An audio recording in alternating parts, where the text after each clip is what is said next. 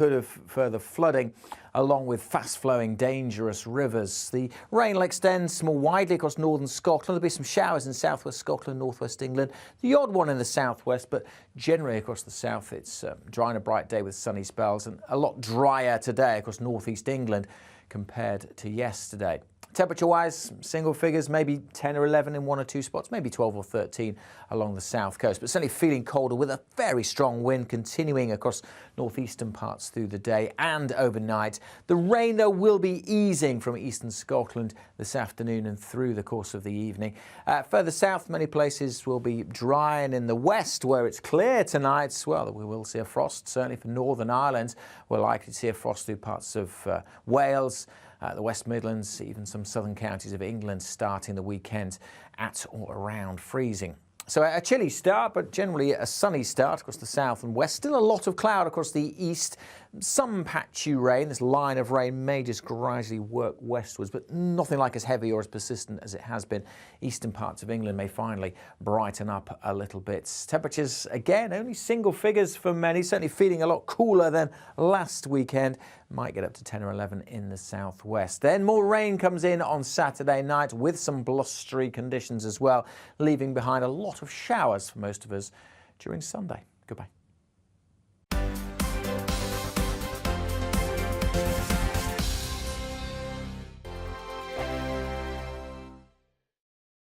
Monday to Thursday nights on GB News. At 6, it's Dubes & Co. 7 o'clock, Farage. At 8, join Mark Stein. And at 9, Dan Wootton Tonight, followed by Headliners. On TV, radio and online. This is GB News.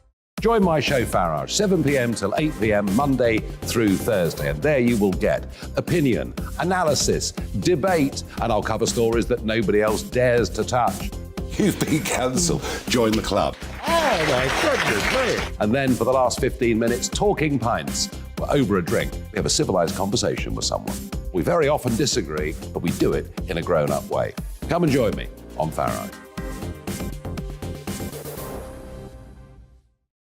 We are GB News. And we'd like to say thank you to each and every one of you for helping our great nation find its voice. We're absolutely everywhere. Across England, Scotland, Wales and Northern Ireland. On TV, on radio and online. We're proud to be the People's Channel, Britain's news channel. On the Mark Stein Show, we cover the stories a lot of people are scared even to mention. The stuff that really matters with some of the world's biggest thinkers. Now is his opportunity to kind of take the steering wheel of history. Break away from the flop at 8 o'clock on GB News with the Mark Stein Show.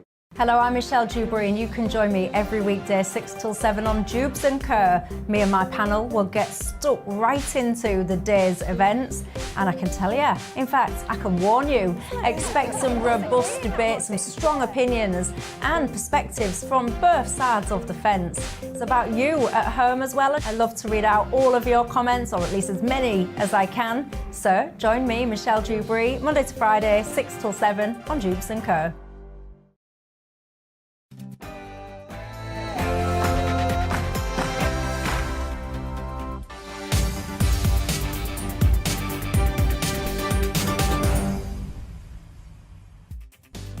Hello, you're watching Andrew Pierce here on GB News with you until 3 p.m. Lots to talk about, digesting all the big stories in the political, international and showbiz world from this week. Here's what's coming up on the show. Jeremy Hunt has delivered his long-awaited autumn statement, unveiling billions of pounds of spending cuts and eye-watering tax rises as he vowed to tackle the cost of living crisis and rebuild the economy. Lots of people aren't happy, including me, and including lots of Tory MPs. We'll be getting all the fallout from this. More strikes are on the way as members of the Fire Brigades Union are the latest to be balloted in the coming weeks on whether to launch a campaign of industrial action. I'm going to be speaking with the firefighter and trade unionist Paul Embry on this. We're also discussing the latest from the jungle. That former Health Secretary Matt Hancock, is he going to be kicked out tonight? I flippin' hope so. There's been 1,100 Ofcom complaints already, and I'm going to be speaking to the former celebrity contestant and Lib Dem MP Len Badopik about all of this. Digesting all of this with me for the first 2 hours of my programme, I'm going to be joined by the broadcaster, former editor of the Daily Star an all-round good egg, Dawn Neeson. And you at home are such an important part of this show. What are your opinions of this week's event, the budget? How disappointed or otherwise are you with Jeremy Hunt? I'm furious. Email me at gbnews@gbnews.uk and I'll put your points of view to those I speak to and perhaps even speak to you live on air. All that coming up. Before that, let's get the headlines.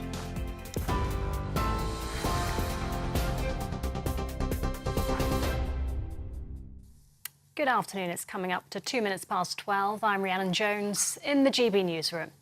The Chancellor's defended his economic plans announced in yesterday's autumn statement as the right thing to do. Jeremy Hunt's admitted the next 2 years will be challenging, but says people want a government that makes the difficult decisions. Labour says the Chancellor could have made fairer choices and has called for a serious plan for economic growth.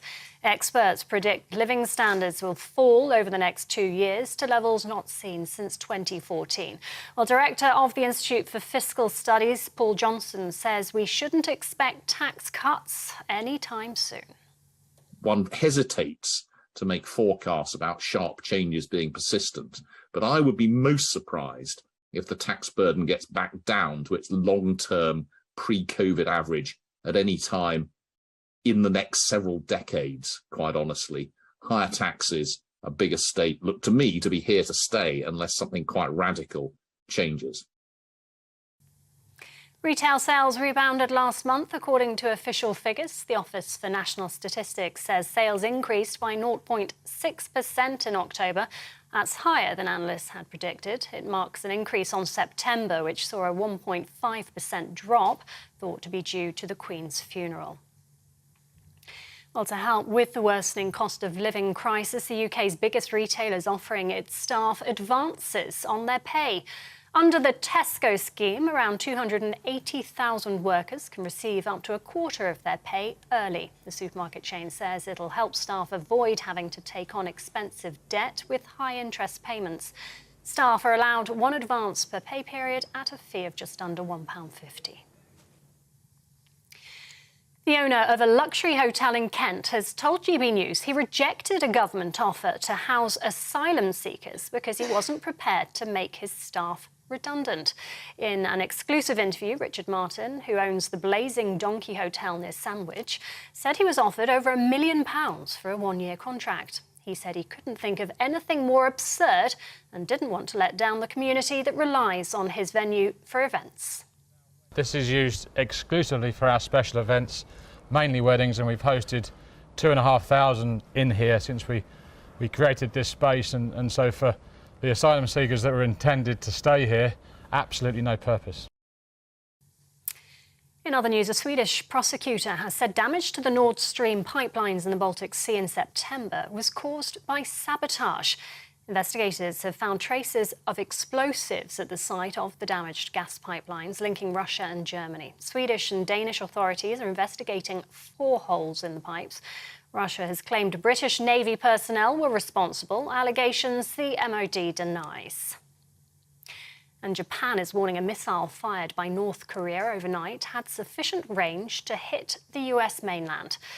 The US has condemned the launch, calling it a brazen violation of multiple UN resolutions. It's the latest in a series of missiles launched by North Korea this year. Back here, union bosses are warning of serious delays for Heathrow passengers after ground staff walked out over pay. 350 members of Unite, who work for private contractor Menzies, voted to strike for 72 hours. The union says they play a critical safety role at the airport. Heathrow, though, claims flight cancellations aren't expected. Travel expert Simon Calder told us the strike could cause problems for travelling football fans heading to the World Cup in Qatar.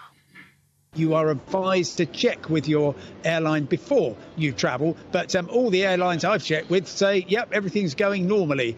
We shall see once kind of first contact with reality begins, which will be probably in a few hours' time, and of course going into an extremely busy weekend in terms of the World Cup. This is when all the Wales fans, the England fans are heading across to Qatar. And staying with walkouts, Royal Mail workers have announced a further series of strikes in the run-up to Christmas.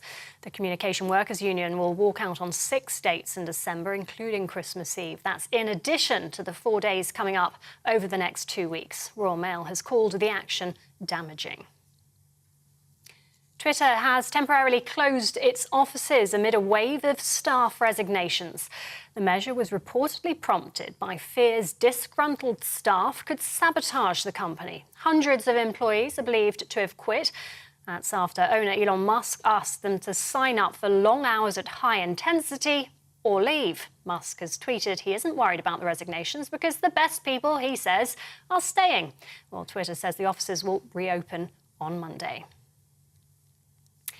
And FIFA says alcohol will not be sold at the World Cup's 8 stadia in Qatar. It's announced the change to its policy just 2 days before the tournament kicks off in the Muslim country. Fans had previously been told they would be allowed to drink within the ticketed perimeter of each stadium.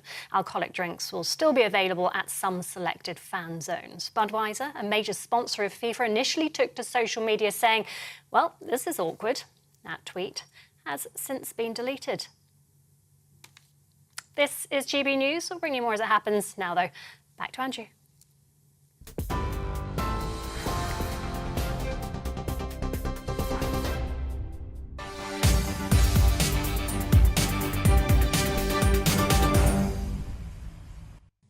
Well, the Chancellor's finally delivered that long-awaited autumn statement, unveiling billions of pounds of eye-watering spending cuts and tax rises. He's vowed to tackle the cost of living crisis and rebuild the economy. Jeremy Hunt's hoping his package of measures will offer some stability after his predecessor's ill-fated, not-so-mini budget left so-called trustonomics dead in the water after spooking the markets, leaving many to conclude, in trusts, we cannot trust. So, state pensions and benefits will rise in line with inflation, and Hunt's also pledged to protect the pension triple lock. But with rising energy bills, millions facing the squeeze, is the Chancellor's plan too taxing? Many MPs on his own benches, they sat there, didn't they, in silence, many of them during the budget, aren't happy. And with me in the studio, fresh from finishing her own show on GB News, is the Tory Member of Parliament for Tatton, Esther McVeigh. Esther, why are so many Tory MPs very, very unhappy, including you? Well, I think all the papers say it, don't they? The pain of tax for many years to come. And it was, how do we grow the country? How do we support people? What are we planning to do? And do we have to do this big tax raid? Some of us said not, hence I stood up on the floor of the House, say, look, there are other things we could do. The Conservative government's problem wasn't to do with taxation. We certainly weren't under-taxed. No. We were already at a 70-year high. So I said, look, we need to look at our spending and what are we doing? And then you cut spending. Like anybody would prioritise spend. Do you really need things? And for me, a big issue is high speed too. 150 billion northwards. And actually, who does that help? Who does that serve? Is it now out of date? Lots and lots of different reasons. And so I said, don't do this. Don't tax us. We're now into a recession. What we need is growth and support and not taxation this way. And you sort of talk about cuts. I'd say this is all about taxation. Yeah, and they do it, don't they, on the sly, in my view. The expression used is a stealth tax, but I call it something else. It's sly, because what he's done, the Chancellor, he's frozen people's allowances. So effectively, that's going to take millions of workers, aspirational workers, into the 40p tax rate for the first time. What do you make of that? Well, it's no longer a higher rate, sort of tax rate, is it? If you've now got millions more people going into it who are middle earners. And I think you've got to think of people at home. So you've got energy bills going up, you've got food prices going up, you've got inflation going up, you've got your mortgage going up. What you don't need then is less of your earnings coming into your pocket. And I think, as various people have written, Fraser Nelson and what have you, was this the end of the Tory party for a while to come, this autumn statement there? Is this going to be a nail in the coffin for the next general election? I certainly do not agree with all of those tax rises. I would be far more pragmatic and say, what else can we have done? I was looking back, when Nigel Lawson introduced that 40p tax rate in 1988, it affected 1.7 million paid it. By 2028, just a few years away, it'll be 8 million, nearly a fifth of the workforce. How can a Tory government do that to the workers? Aspirational workers. It's a kick in the aspirations. It is, and I don't agree with it.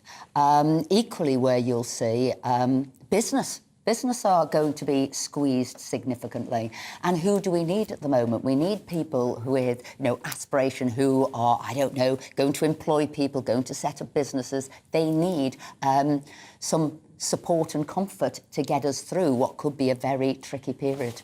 And just finally here, Esther, tell us what happens in Parliament. Does this financial statement have to go through line by line to get approval from MPs? Because if it does, I imagine a lot of Tory MPs would vote against the so-called stealth tax rise, which I call the sly tax rise. How does it work? You raise a good point there. And it should be Tuesday if we are voting. Because they have really done it by stealth, i.e. it's about freezing of those levels, it could have far less scrutiny than if it had have been increases in basic levels. And like I've said, I can't be supporting these rises. I said, look at other places that you could have saved the money and got better value for the British people. And something we were just talking about in our programme before, when people see that the British people are going to be, as they see it now, squeezed now. And yet we are seeing what seems like luxury for people who are coming into the country. They're seeing people put it up in hotels and looked after. That juxtaposition of people now all trying to get sort of, budget sort of food, whatever you can get, turning your heating down. That's a very, very uncomfortable position to be in. It certainly is. We'll be talking more about that. Esther, thanks so much. That's Esther McVeigh. She's the Tory MP for Tatton and, of course, a GB News presenter. I'm going to join now to unpick some of the details of the Chancellor's statement by Gerard Lyons, the economist Gerard Lyons. And he is, of course, very close to Boris Johnson. Gerard Lyons, can I ask your reaction? Is this a Conservative budget at all? Well, good afternoon. It's great to be on the show. Well, obviously, it's a Conservative budget, but there could have been better aspects of the budget. Look, the Chancellor's inherited a difficult situation, so I think we need to untie the next year or so from beyond that. So I think in terms of the next year or so, he had to make difficult judgments. I think in answer to your question, it's what happens beyond that, because, next year or two, he's inherited an economic forecast from the OBR that basically suggests the economy is going to be in recession, unemployment is going to rise by over 500,000. He is right to stress that this is not a UK-specific situation, it's a global, indeed a Western European situation. But then his choices are these. Does he grow?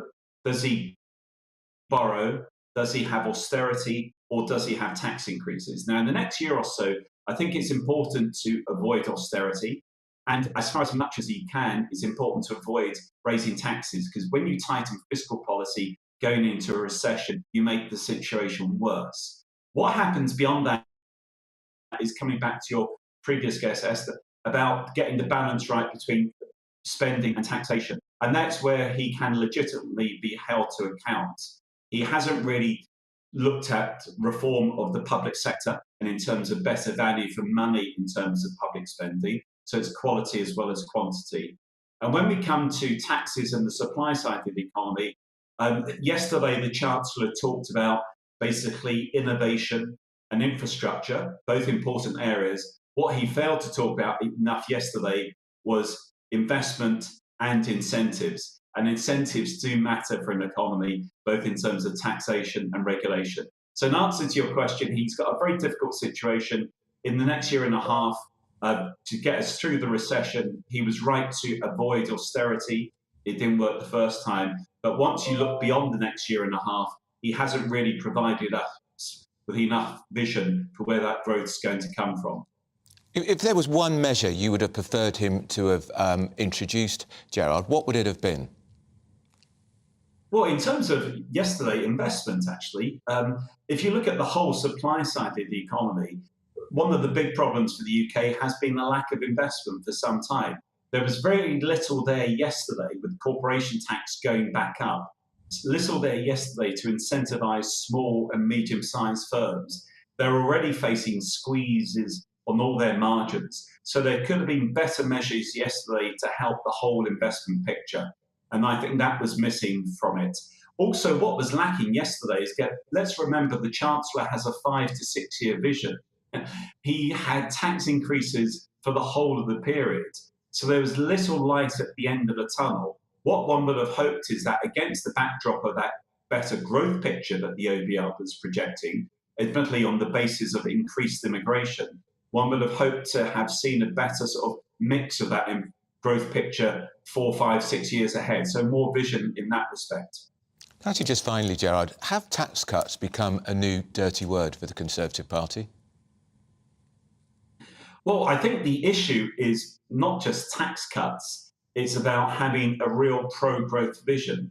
And that needs to, in answer to your question, have 3 arrows to it. Monetary and financial stability. And let's not forget that the Bank of England has led us to a very high inflation environment, which is the root cause of many of these problems. First arrow is getting that under control, monetary financial stability. Second is fiscal credibility. And the third is the whole supply side. And within the supply side, incentives as well as investment matter. And for incentives, you do need to have tax cuts or low taxes. At the moment, we've gone from being a low growth, since 2008, the global financial crisis, we've been a low growth, low productivity, low wage economy. Now we're also becoming a high spend and high taxation economy. And we need to get out of that. And the best way to get out of that is through economic growth. And that needs a whole, basically, improvement in the supply side, which does need more investment and more incentives for people and for firms to invest. And low taxes, not higher taxes, have to be part of that story. All right, that's Gerard Lyons, the economist. He's a senior fellow at the Policy Exchange. Thanks so much for joining us. Well, joining me throughout the programme today, or for the first 2 hours certainly, is the broadcaster and former editor of the Daily Star, Dawn Neeson. Dawn, hello to you. Can you ever remember, Dawn, in all the years you've worked in Fleet Street, I'll be diplomatic and a gentleman, not say how many years you worked in Fleet Street, headlines like this: my own newspaper, the Daily Mail, biggest ever falling living standards, Tories soak the Skivers, the Telegraph, the Tory graph, it's known as in the trade, the rhetoric of Osborne with the policies of Gordon Brown, the Sun. Remember in 1992 when Kelvin Mackenzie, the editor, claimed it was the Sun what won it for John Major? Tax hell, thank God for the footy. Well, it'll be thank God for the footy if we do well in the World Cup. The Times, Rupert Murdoch paper, years of tax pain ahead. The only newspaper that seems to have any goodwill towards the budget, Victory, because the Chancellor has at least honoured the triple lock promise. That headline is completely wrong headline for what happened yesterday. I completely agree. I think the headlines, if you are Jeremy Hunt or a member of the Cabinet waking up this morning and look, well, if you've got any sleep, that is, looking at these headlines, you are going to be thoroughly depressed. And I think Esther's point earlier on, if they are not careful now, this is the end of the Tory party in power for a generation, I would say. It's very, very depressing for them. In fact, you know, when you've got newspapers that are left-leaning, like The Guardian and The Mirror, actually being kinder to the budget than the right-leaning papers, you know that you basically don't have a Conservative budget anymore. I mean, this is where we are now. It's everybody is going to be poorer, everybody. And you were talking about sort of higher earners being dragged into paying more tax.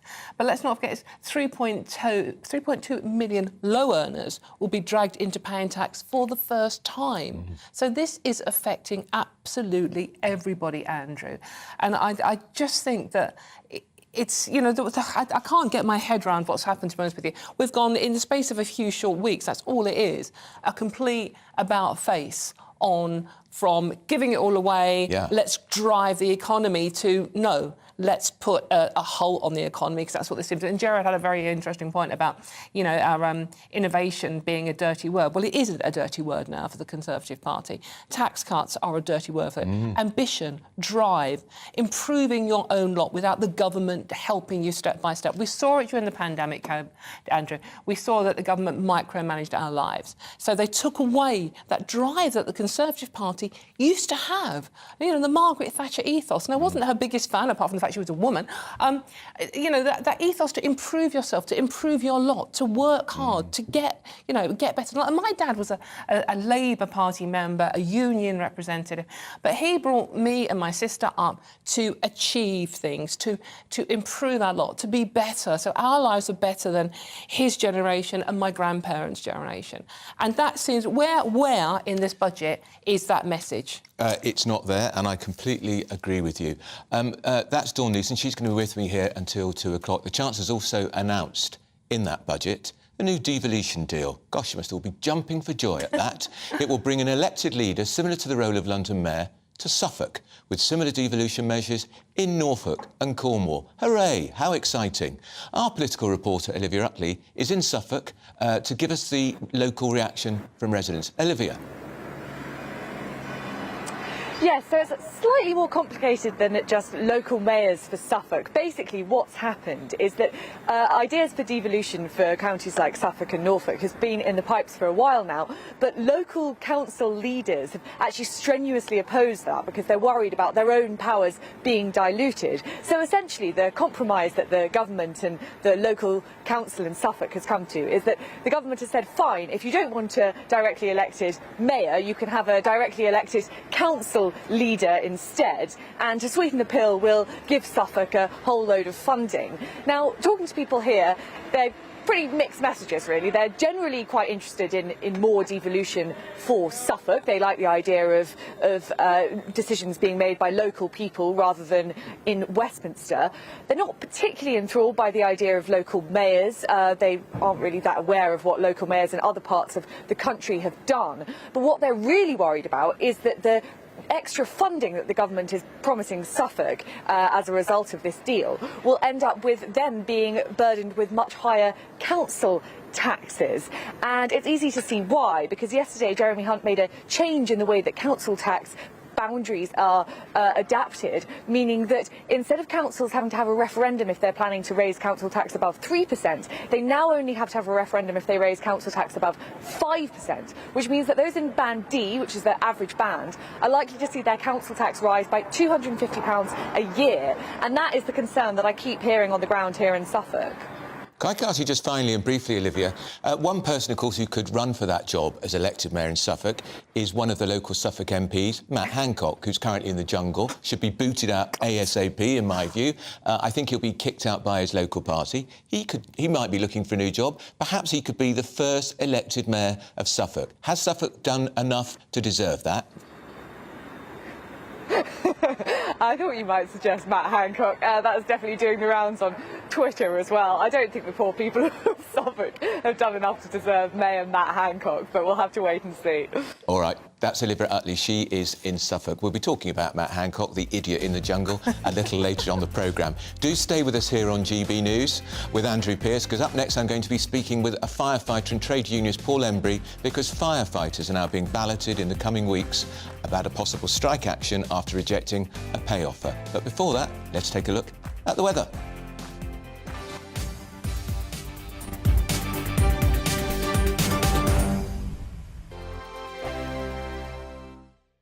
Every morning from 6 o'clock, we'll wake you up with GB News Breakfast with all the stories you didn't know from the night before. So whether it's serious news, entertainment, or your own views from all over our great nation, we're here to kick off your day with a smile. And the national media should be reflecting and reporting what's happening here. You will notice the northwestern accents. Whether you're with us on TV, radio, or online, every morning, it's breakfast from 6 a.m. Hope you can join us. I'm Dan Wootton. Join me Monday to Thursday from 9 to 11 for the feistiest and most fun news debate on TV, where free speech reigns. I'll bring you a sharp take on the day's biggest stories, bombshell newsmaker interviews, and A-list guests. And I guarantee you, no spin, no bias, no censorship, and no reason to go to bed. That's Dan Wootton tonight, Monday to Thursdays from 9 on GB News. Hello, I'm Simon Evans. Join me on GB News for Headliners at 11 p.m, where I'll be joined by two of the country's top comedians as we take a look at tomorrow's newspapers tonight. If it's a big story, we'll be covering it, I guarantee, but we'll also have some fun along the way. That's GB News Headliners at 11 p.m. We won't put you to sleep, unlike some of the other paper review shows out there. So join us, 11 p.m, 7 nights a week. Hello there, it's Eamon Holmes here from Breakfast on GB News. We're not just on your television and your screens, you know. We're on DAB plus digital radio, so you can listen to your favourite shows on the move. If you've not yet listened to GB News Radio, it's very simple. We're on your radio player and TuneIn apps, on your smart speaker, phone or tablet, or online at gbnews.uk. Take us with you wherever you go. GB News Radio. You never have to miss a moment of the People's Channel.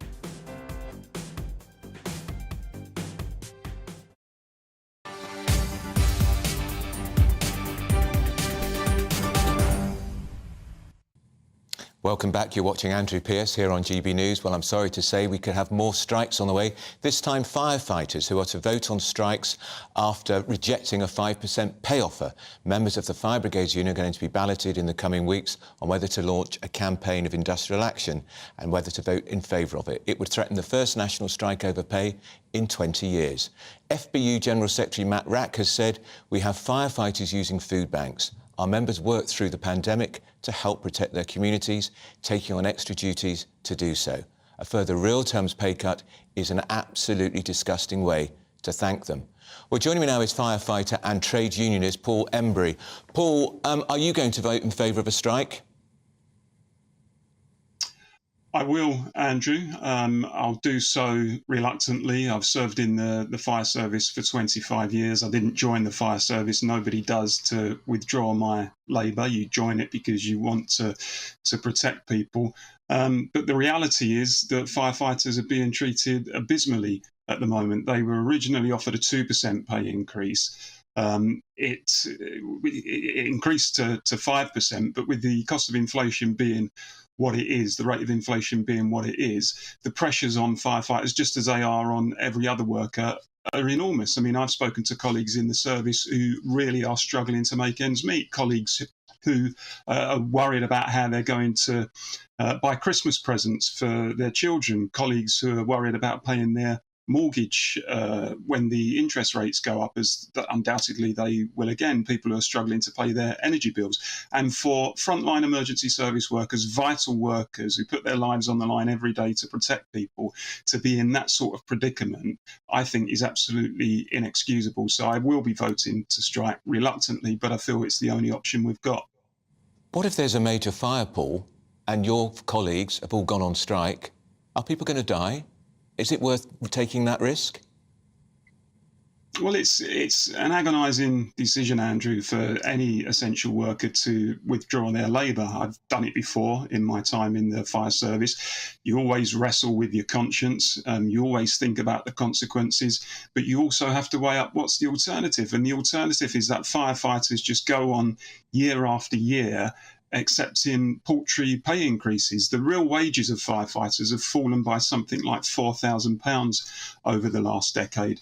And as I say, you know, in recent times, particularly, firefighters were on the front line during the pandemic, the spate of wildfires and so on.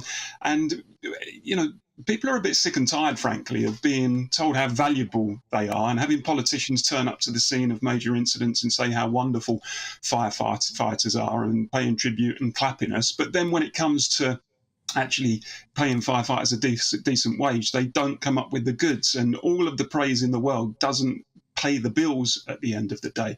So we're very much in the same boat as everybody else. And, you know, I would really urge the government and the National Fire Service employers, look, you've got to come up with more money. You cannot force another real terms pay cut on firefighters because many of them are simply at breaking point. Can I just ask you, Paul, a lot of firefighters have second jobs. My brother-in-law was a firefighter for 30 years. He did decorating work. He worked for an undertaker's too. So his income was much swelled by those second jobs. Do you have a second job, and do many of your colleagues have second jobs? Well, I mean, let's be clear, Andrew. The reason people have second jobs in the fire service is because they struggle to make ends meet often with their first job. And because of the nature of the shift system in the fire service, it gives a little bit of flexibility for people to go out and work. I mean, I know people who, for example, clean windows in their own private time in order to try to increase their income. I know people who work on building sites in order to increase their income. Now, firefighters work a 42-hour week contractually, and the job itself is tough enough. And if the job paid the proper rate, then people wouldn't feel that it was necessary in order to be able to feed their families and pay the mortgage to go out and hold those second jobs. So for most people, it's simply driven by necessity rather than any sort of greedy desire to get as much money as they can. All right, Paul, have to leave it there. That's Paul Embry. He's a firefighter in trade unions, and that vote will take place in the next few weeks. Let's get my thoughts now from my studio guest, the former editor of the Daily Star, Dawn Neeson. Yes, guys, thank you. I mean, firefighters going on strike. There's a major blaze in a warehouse, potentially, a house fire. People die. Paul Embry said he agonises. It's a struggle with his conscience. Thank you, guys. Cheers. But how can you possibly go on strike? Well, we've had it before, haven't we? Yep. We had to have the green goddesses on the streets and the armed forces. We don't have as many armed forces now, do we, as we did back in the day? So, but the thing is, I mean, it's the post workers, the rail workers, the NHS, the nurses, junior doctors potentially. I mean, you know, everybody pretty much demanding an inflation-busting pay rise. If inflation's going to hit 11%, Andrew, as we know from the autumn statement, there is no money. So how are we going to afford all these pay? Look, I'm not saying people don't deserve pay rises, of course. I mean, nurses in particular. I mean, sort of like, you know, the entry-level nurse is sort of like can be on £23,000, whilst they have managers in the NHS on 200,000, obviously. However, I'm not saying people don't deserve pay rises, but we just can't afford it. Right. This is the thing. I mean, is the whole country going to go on strike? I mean, I'd like an 11% pay rise. I think the trade unions are plotting together, working together to try to bring down a Conservative government because they know Keir Starmer, the Labour leader, is pretty useless. Andrew, that's the point. They don't even need to do that. The Conservative government are bringing themselves down. They are. I know, it's depressing. If you were it's a difficult thing, but can you conceive if you were working in a service like nursing, police, army, firefighting, that you would go on strike? You would have to be at the very end of your tether, wouldn't you? You really would. I mean, I've obviously worked in newspapers for, as you mentioned very kindly, for a very long time. And I've never been on strike. No. However, I did have staff that went on strike and I pretty much went in and got the newspaper out single-handedly. Whether that makes me a scab or whatever, I don't know. But my ethos is always to do my job and try and find another way around the problem.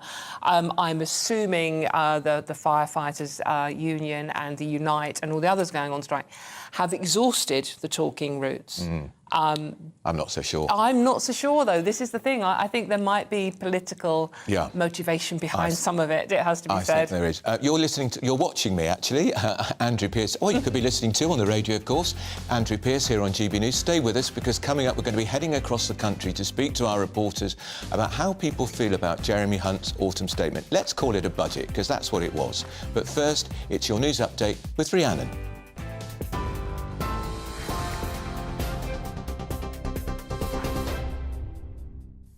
Thank you, Andrew. It's 12:34. Your top stories from the GB newsroom.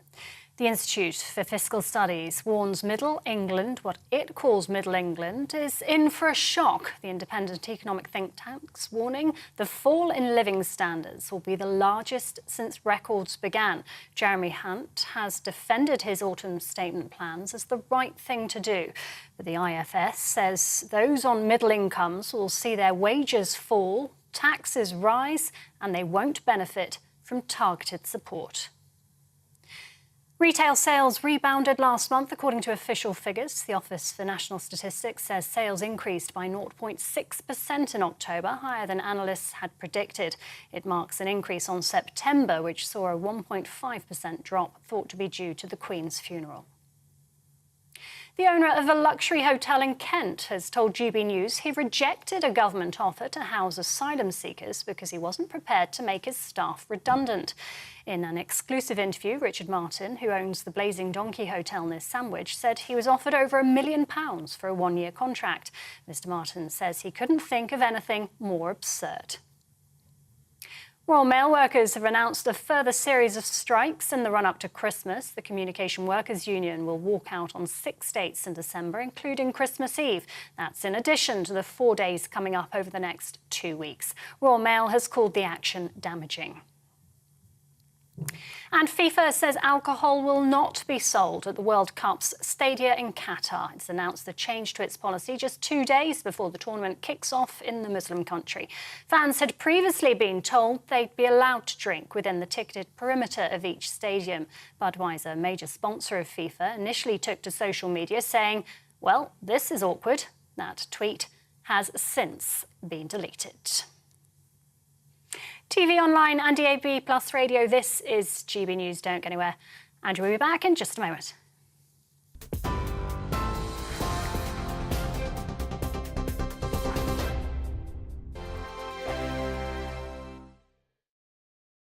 We are GB News, and we'd like to say thank you to each and every one of you for bringing us your conversations, for helping our great nation find its voice. We are here for you on radio, television and online, across England, Scotland, Wales and Northern Ireland. It's not the BBC, you actually get your facts right. We are proud to be GB News, the People's Channel, Britain's news channel. Every Friday and Sunday night from 9, it's Mark Dolan Tonight. We're on the same page again. There's something weird happening. Let Ian finish. Don't be such a cranky. That mini budget was the tip of the iceberg. And on Saturday, my show just got bigger. From 8, it's Mark Dolan's Saturday Night In. You can't govern a country if you can't speak. Stop talking. My God, we reached the end. I've never been early in my life. Only on GB News, the People's Channel. Monday to Thursday on GB News, it's Bev Turner Today from 10 a.m. There's never been a more interesting but also critical time in British politics, and I can't wait to bring you the biggest stories of the day with the best factual accuracy and also a few of my own opinions thrown in. We'll engage in passionate but always polite debate with your thoughts and opinions at the centre of it all. Monday to Thursday, 10 till 12 on TV, on radio and online. Hi there, it's Stephen and Anne. At breakfast from 6 a.m, you'll always be caught up with everything you need to know, the latest headlines, opinions and debates. We'll bring you the good news and the bad, but most of all, we're here for you. Remember, send in your views and let us know what you would like us to talk about. That's because we're your news channel. And every morning at 6 a.m, it's breakfast on GB News.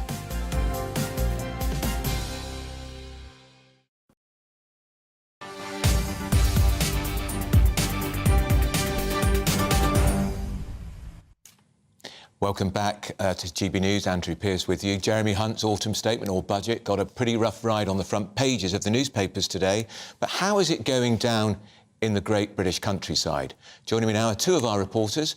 Let's first go to our Yorkshire and Humber reporter, Anna Riley. Anna, do they like it? Good afternoon, Andrew. Well, I'm in Bawtry at the Crown Hotel, and I'm joined now by Craig Dowie. He is the managing director here. It's a 77-bed hotel, 4-star luxury. It looks lovely, and we're in the room where they hold the weddings at the moment. Craig, what's been your take on the autumn statement and what's come out of it? Well, I think it's been very light on that stealth tax. So right away, it's not going to make a significant difference to a lot of people, because these rises are going to come in over the years. So it could have been a lot worse, but on top of all the recent energy prices and food prices and the interest rates going up, it's really hit the hospitality sector again.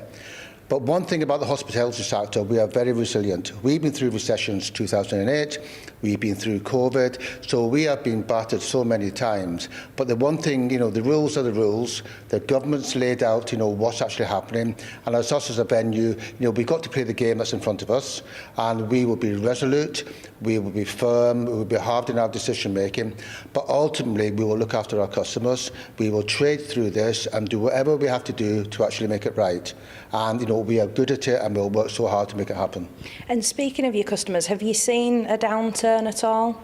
No, it's been fairly specific. I mean, this last couple of weeks is normally the quiet. We're coming out of the wedding season, ready for the really vibrant Christmas season. We're so busy over Christmas and New Year. I think if it's going to be a telling point, it'll be January to Easter, because traditionally that is a slowdown period for us. And that's when, I suppose, as a business, we've got to be really, really honest with ourselves and look at that 12-week trading period and make whatever decisions we have to do on costs, on purchasing, and how we actually manage the hotel, till the wedding season kicks in after Easter. So you've weathered a lot of things, like you say, the pandemic. So this one, you think you can weather the storm financially? Look, I'm long enough in the tooth now. We've been through all this before. I do believe this is going to be the worst time, certainly of my career. It's going to be the hardest time that we've had laid out for us. We have been through so much in the last 4 to 5 years. We're, resolute. We are strong. We believe in ourselves, and you've got to play the game in front of you. And that's exactly what we're going to do. We stick to those rules. The government's laid the law down. We will comply. We know what the rules are now, and we're just going to have to work so hard, to actually get through the next sort of 6 months. Definitely. So thank you there, Craig. So it's definitely a glass half full approach here in Bawtry with Craig, and he says he's going to weather this storm. Great. Craig showing a good bit of bulldog British spirit, which we approve of. Let's now cross over to Northern Ireland and speak to our reporter Doogie Beattie, who's been getting reaction from business owners over there. Doogie. Well, hello and welcome to the Dundonald International Ice Bowl. Why am I here? It'll become clear in a moment. But last night I had to wash my face, tidy myself up and go out to the AIB Business Eye Awards in Belfast. And there I caught up with Glyn Roberts of Retail NI, Colm Neal of Hospitality Ulster and Richard Buckley, the editor of Business Eye. And here's what they thought about the budget. A lot of stealth taxes in there. National insurance and other taxes that will impact on small businesses, not just in Northern Ireland but throughout the UK. I have to say, I think it was disappointing. We expected more. The Chancellor talked about growth, but there was not a lot in there to practically help businesses to grow. It's like everything with all budgets, you've got to get under the skin of it, and actually takes a few days to work out. But the headline stuff, they mentioned support for rates, they mentioned continued support for energy, and they specifically did mention hospitality, which at least is encouraging. Look, there has to be some sort of optimism. We can't be entirely pessimistic. Business is very resilient. We've been through years of the troubles, don't forget, in addition to COVID, in addition to where we are now. Hopefully that optimism might turn into a shallow, short recession, which is what the Chancellor is trying to persuade us will happen, and let's hope so. So there's a certain amount of optimism, but obviously problems out there. Well, you can see there from those particular men, that's right at the heart of business in Northern Ireland. Both the retail sector and the hospitality sector are very worried about rates, and rates are, of course, are set, the domestic rate and the regional rate. Well, Northern Ireland doesn't have a government. You had Richard Buckley there talking about Northern Ireland having no government before, during the Troubles. Well, this is the very place that will put that right. The Dundonald International Ice Bowl back in 1985 was built when we had no government. Everything was done from Westminster and local councils, and councils acted like a private body, building places like this that brought in much needed revenue to the boroughs, kept the rates down and therefore encouraged business. But it also made the private sector very much interlink with the public sector. That's why 72% of our jobs in Northern Ireland are very much dependent on the public sector. They are contracts that come off the public sector through ideas and business just like this behind me that are creating wealth for the ratepayers in their own boroughs. Right.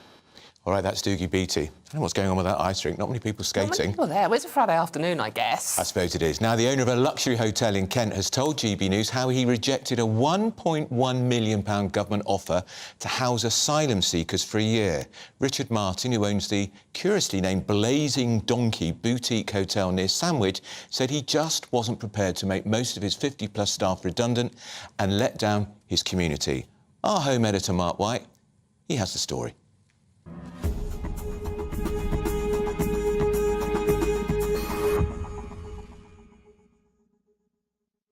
Tucked away in the East Kent countryside is a little gem of a hotel that's won awards for its service. It is the most unlikely candidate to become the latest hotel housing asylum seekers.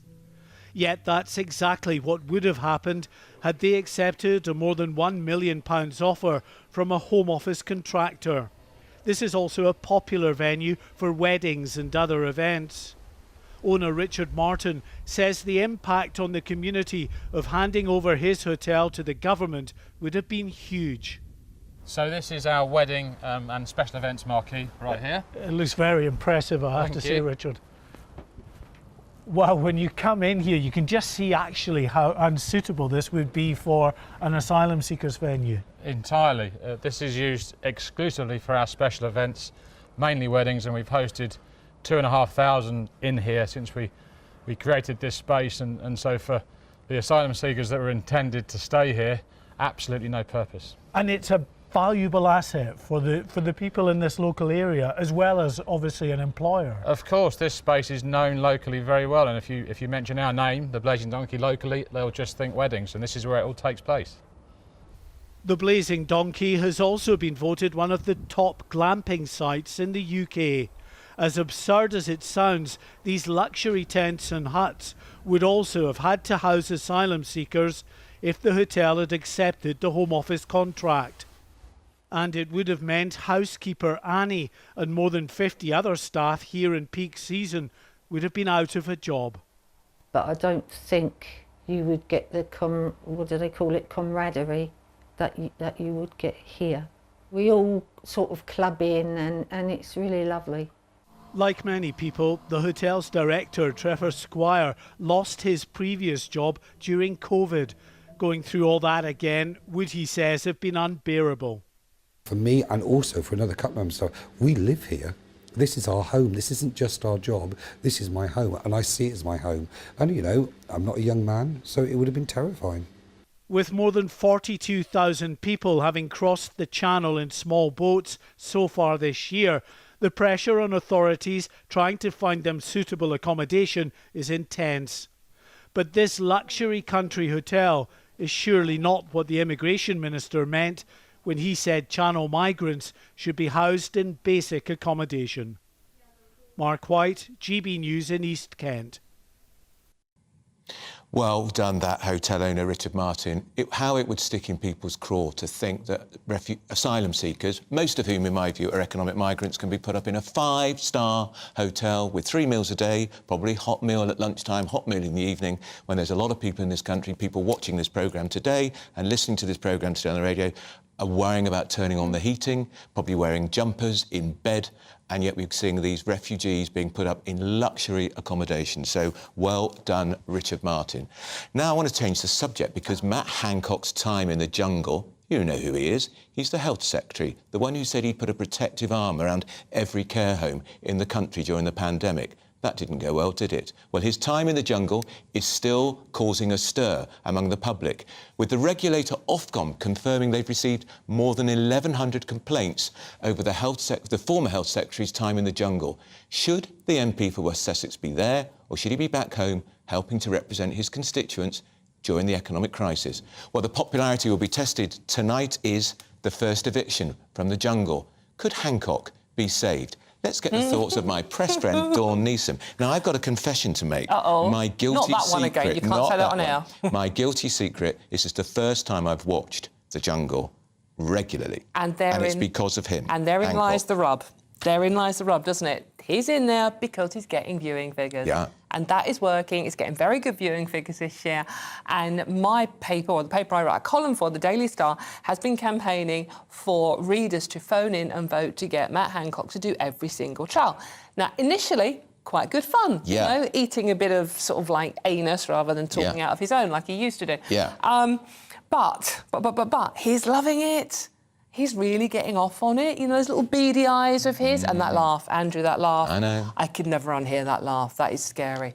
So there's an eviction tonight, and I haven't actually watched it. I've been catching up on social media bits and pieces. I haven't had time to watch it, unfortunately. But I actually think he might stay in because it's winning people over. A friend of mine, a close friend of mine who works for your newspaper, admitted she fancied him. She did, Katie Hine, Yeah. our Showbiz editor. Yeah. You saw what I tweeted about that? Yes. I've made her an urgent appointment at Specsavers Yes, because she exactly. must be blind if she thinks he's hot. I think it's more than eye health that needs check. It's probably a mental health as Yeah. well, to be honest with you. But no, I mean, seriously, I don't think he should be in it. I think he should be not facing a bush tucker trial. I think he should be on trial in a courtroom for his behaviour during the pandemic, to be honest with you.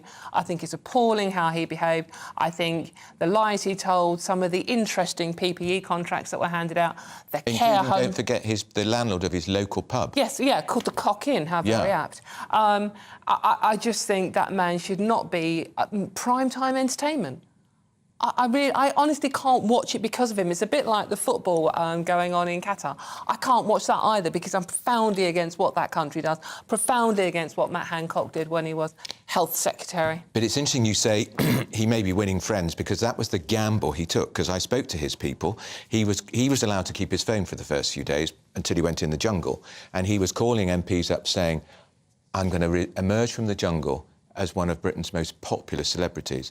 He said that? He did. Well, that's how deluded he is. He is a politician. But don't you think that aeroplane that flew over the jungle with the banner reminding people about the COVID deaths, he is being paid £400,000. He's not doing his MP's job. He gets paid £84,000 a year as an MP. The way he abandoned his wife and children, the children must be humiliated with Dad in the jungle. Oh, that video. And the video of him furtively padding across his ministerial suite of offices. OK, enough. Putting her in a clinch and sticking his hand on her backside, tongue down her enough, Andrew. It was awful. Awful. It's like a video nasty. It was a complete video nasty. I'm permanently scarred by that one. I actually feel sorry for the critters in the jungle and how people in Suffolk are feeling. Maybe they're glad to see the back of him and you know, the thought of him being mayor in Suffolk, I mean, can you imagine what have Suffolk ever done to deserve that? So do you think it's a gamble that's paid off for the makers of the Jungle programme? Because, as I say, I'm watching it, and I know a lot of my mates who've never watched it before are watching it for the same reason. Yes, and I have voted for him to do a bush tucker trial more than once. Oh, Andrew. Yes, I think it's paid off for ITV. And look, I can't blame them for doing it. They are a commercial enterprise. I cannot blame them for doing it, for getting him in there. Paid Boy George £500,000, I think. So it's not he hasn't come over very well either. He hasn't. He's come across as a bit moany and a bit bitchy, and that's the one thing you can't be in the jungle. To be fair to Matt Hancock, and this really hurts, he has been very positive. He hasn't been bitchy about anyone. He's rolled up his sleeves and he's got on with it. And I really don't want to say that about him, but that is why he's winning people over, because people who win the jungle have to be nice. They don't have to form cliques. They just have to be a good egg, as a phrase you used earlier on, ironically. And Matt Hancock is actually doing that. So that is why he's winning one over. I don't blame ITV for paying him all that money. As you say, a lot of people are watching it who wouldn't necessarily watch it for that reason. He's doing very good at the trials. I mean, but anyone with a brass neck to do what he did during the pandemic is not going to have any problem by facing a rat whilst buried in a coffin and having water poured over him. Just finally, Dawn, who do you think will win? Oh, golly gosh. Now, Carol Thatcher, remember, won it years ago, and Yes. I remember writing a piece I was on the Times then saying she's the most popular Thatcher we've ever had in Britain. Yes. More popular than her mother ever was. Yes, I think the favourite is Jill, the footballer. She's lovely. Yeah, she's lovely. She hasn't done much.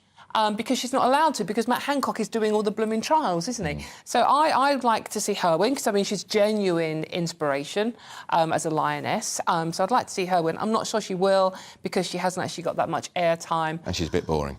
Oh, well, she hasn't done anything. No. She's very nice. Nice wins, Andrew. If I was putting money on it, I'd say Mike Tindall wins, who's married to Zara Phillips. Did the budgie smugglers. That was a bit of a shock. That was, yeah. There must be very, very cold water in that. Very cold water. I know where this conversation's going. I'm going to stop you going any further with that. Who's going to win? I'd like Jill to win, but I think it might be Mike Tindall. And you think Hancock will still be in the jungle this time tomorrow? I think he will. I might be wrong, and I really hope I'm wrong. I really hope I'm wrong.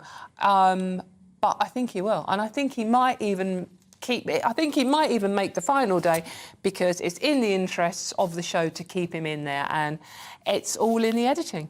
Certainly is. That's Dawn Neeson. Now, lots of you have been getting in touch, sharing your thoughts on yesterday's autumn statement or budget, or we could say the Great British rip-off, because taxpayers are being ripped off. Ron says something that hasn't been mentioned is the financial situation has been caused by and large by the MPs themselves, and then they expect the nation's taxpayers to bail them out. They consistently waste our money on unnecessary projects. On that point, by the way, Ron, MP's pay, I checked, has gone up in the last 12 years by 28%. Inflation has been nothing like that. All right for some, isn't it? Now, David says, looking at the benches during the speech, that's the Commons benches, it appeared like Tory MPs realised they're going to be toast at the next general election and were preoccupied with what they were going to do when they're made redundant. Peter says, we desperately need a revamped tax system. For example, why on earth do people get tax credits when the simple solution is lower income tax rates? Because the Tories want to put them up. That's why.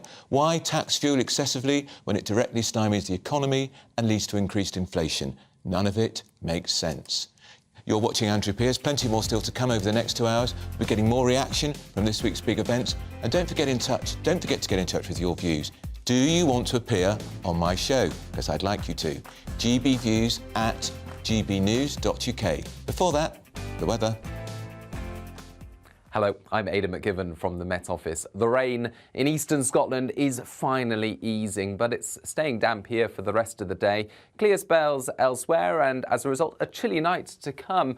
We've got low pressure still close to the northeast of Scotland, and that's still bringing some wet weather, but the rain is easing as an area of high pressure starts to move in from the west. That's bringing clear spells already for Northern Ireland, much of Wales and the south of England. Further showers coming in for a time overnight, but even these become confined to the coast and ease later.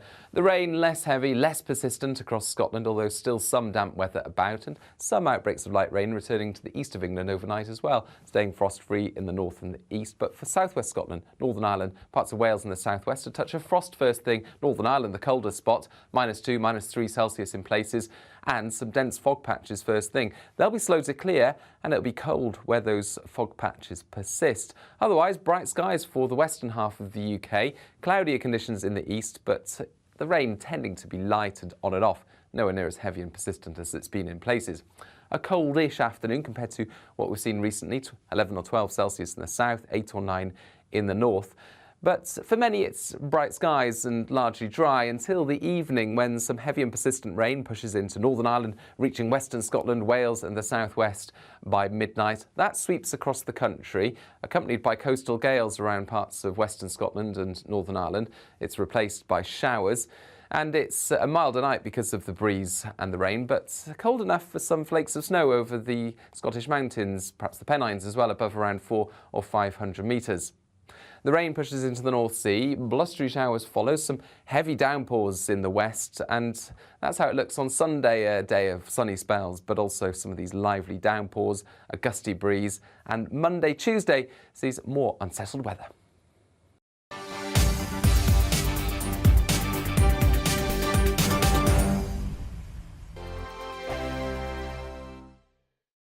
Monday to Thursday nights on GB News. At 6, it's Dubes & Co. 7 o'clock, Farage. At 8, join Mark Stein. And at 9, Dan Wootton Tonight, followed by Headliners. On TV, radio and online. This is GB News. Join my show Farage, 7 p.m. till 8 p.m. Monday through Thursday, and there you will get opinion, analysis, debate, and I'll cover stories that nobody else dares to touch. You've been cancelled. Join the club. Oh my goodness me. And then for the last 15 minutes, talking pints. We're over a drink. We have a civilised conversation with someone. We very often disagree, but we do it in a grown-up way.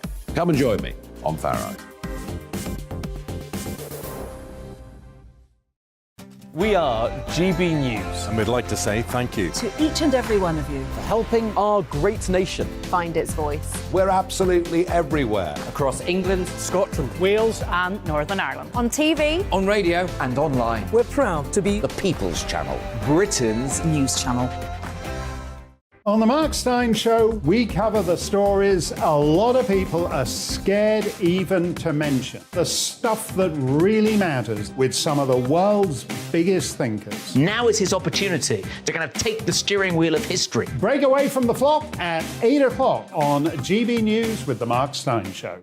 Hello, I'm Michelle Dewberry, and you can join me every weekday 6 till 7 on Jubes and Kerr. Me and my panel will get stuck right into the day's events, and I can tell you, in fact, I can warn you, expect some robust debates, some strong opinions and perspectives from both sides of the fence. It's about you at home as well. I love to read out all of your comments, or at least as many as I can. So join me, Michelle Dewberry, Monday to Friday, 6 till 7 on Jubes and Kerr.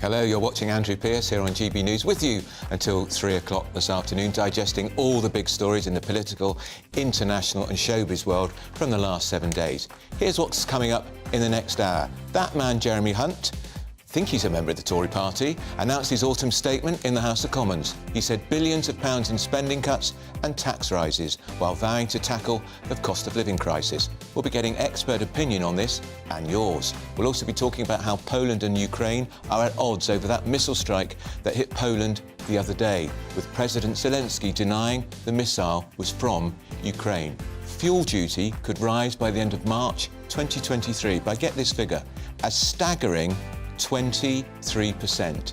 Leading petrol and diesel prices could soar within months, and they could reach an extra 12p a litre. Digesting all of this with me for the next hour of my programme is the broadcaster and former editor of the Daily Star, who's well known to the viewers of this station, Dawn Neeson. And you at home, such an important part of the show, what are your opinions of this week's events? How disappointed or otherwise are you with Jeremy Hunt's budget? I think it was a disaster, politically, and a disaster for people who pay taxes.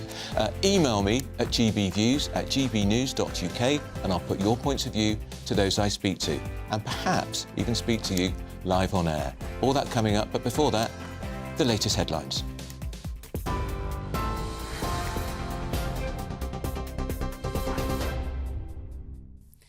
Good afternoon, it's 2 minutes past 1. I'm Rhiannon Jones in the GB newsroom.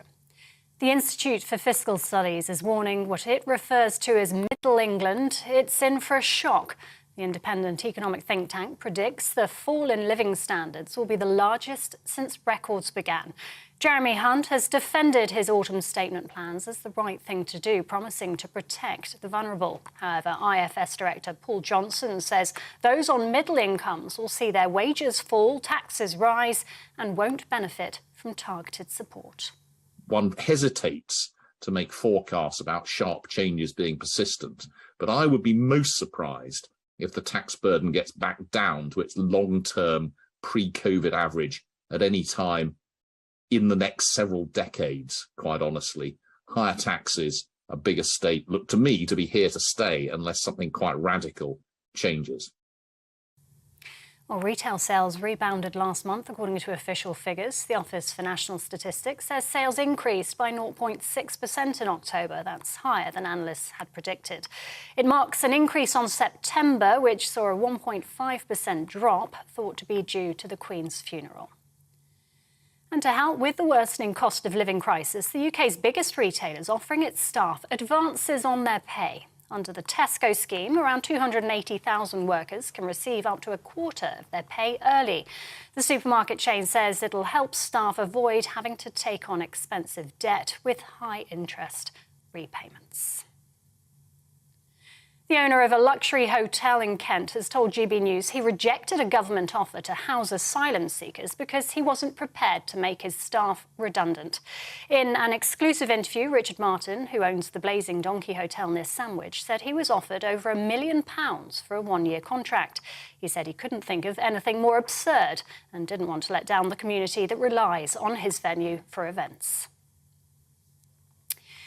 In other news, a Swedish prosecutor has said damage to the Nord Stream pipelines in the Baltic Sea in September was caused by sabotage. Investigators have found traces of explosives at the site of the damaged gas pipelines linking Russia and Germany. Swedish and Danish authorities are investigating 4 holes. Russia's claimed British Navy personnel were responsible, allegations the MOD denies. Meanwhile, Japan's warning a missile fired by North Korea overnight had sufficient range to hit the US mainland. The US has condemned the launch, calling it a brazen violation of multiple UN resolutions. It's the latest in a series of missiles launched by North Korea this year. Back here, Royal Mail workers have announced a further series of strikes in the run-up to Christmas. The Communication Workers Union will walk out on 6 dates in December, including Christmas Eve. That's in addition to the 4 days coming up over the next 2 weeks. Royal Mail has called the action damaging. While union bosses are warning of serious delays for Heathrow passengers after ground staff walked out over pay, 350 members of Unite, who work for private contractor Menzies, voted to strike for 72 hours. The union says they play a critical safety role at the airport, but Heathrow claims flight cancellations aren't expected. Well, travel expert Simon Calder told us the strike could cause problems for travelling football fans heading or hoping to head to Qatar. You are advised to check with your airline before you travel, but all the airlines I've checked with say, yep, everything's going normally. We shall see once kind of first contact with reality begins, which will be probably in a few hours' time, and of course going into an extremely busy weekend in terms of the World Cup. This is when all the Wales fans, the England fans are heading across to Qatar. And staying with the World Cup, FIFA says alcohol will not be sold at the 8 stadia in Qatar. It's announced the change to its policy just 2 days before the tournament kicks off in the Muslim country. Fans had previously been told they would be allowed to drink within the ticketed perimeter of each stadium. Alcoholic drinks will still be available at some selected fan zones. Budweiser, a major sponsor of FIFA, initially took to social media saying, well, this is awkward. That tweet has since been deleted. And Twitter has temporarily closed its offices amid a wave of staff resignations. The measure was reportedly prompted by fears disgruntled staff could sabotage the company, I should say. Hundreds of employees are believed to have quit after owner Elon Musk asked them to sign up for long hours at high intensity or leave. Musk has tweeted he isn't worried about the resignations because the best people, he says, are staying. Twitter says the offices will reopen on Monday. This is GB News. We'll bring you more as it happens now, though. It's back to Andrew.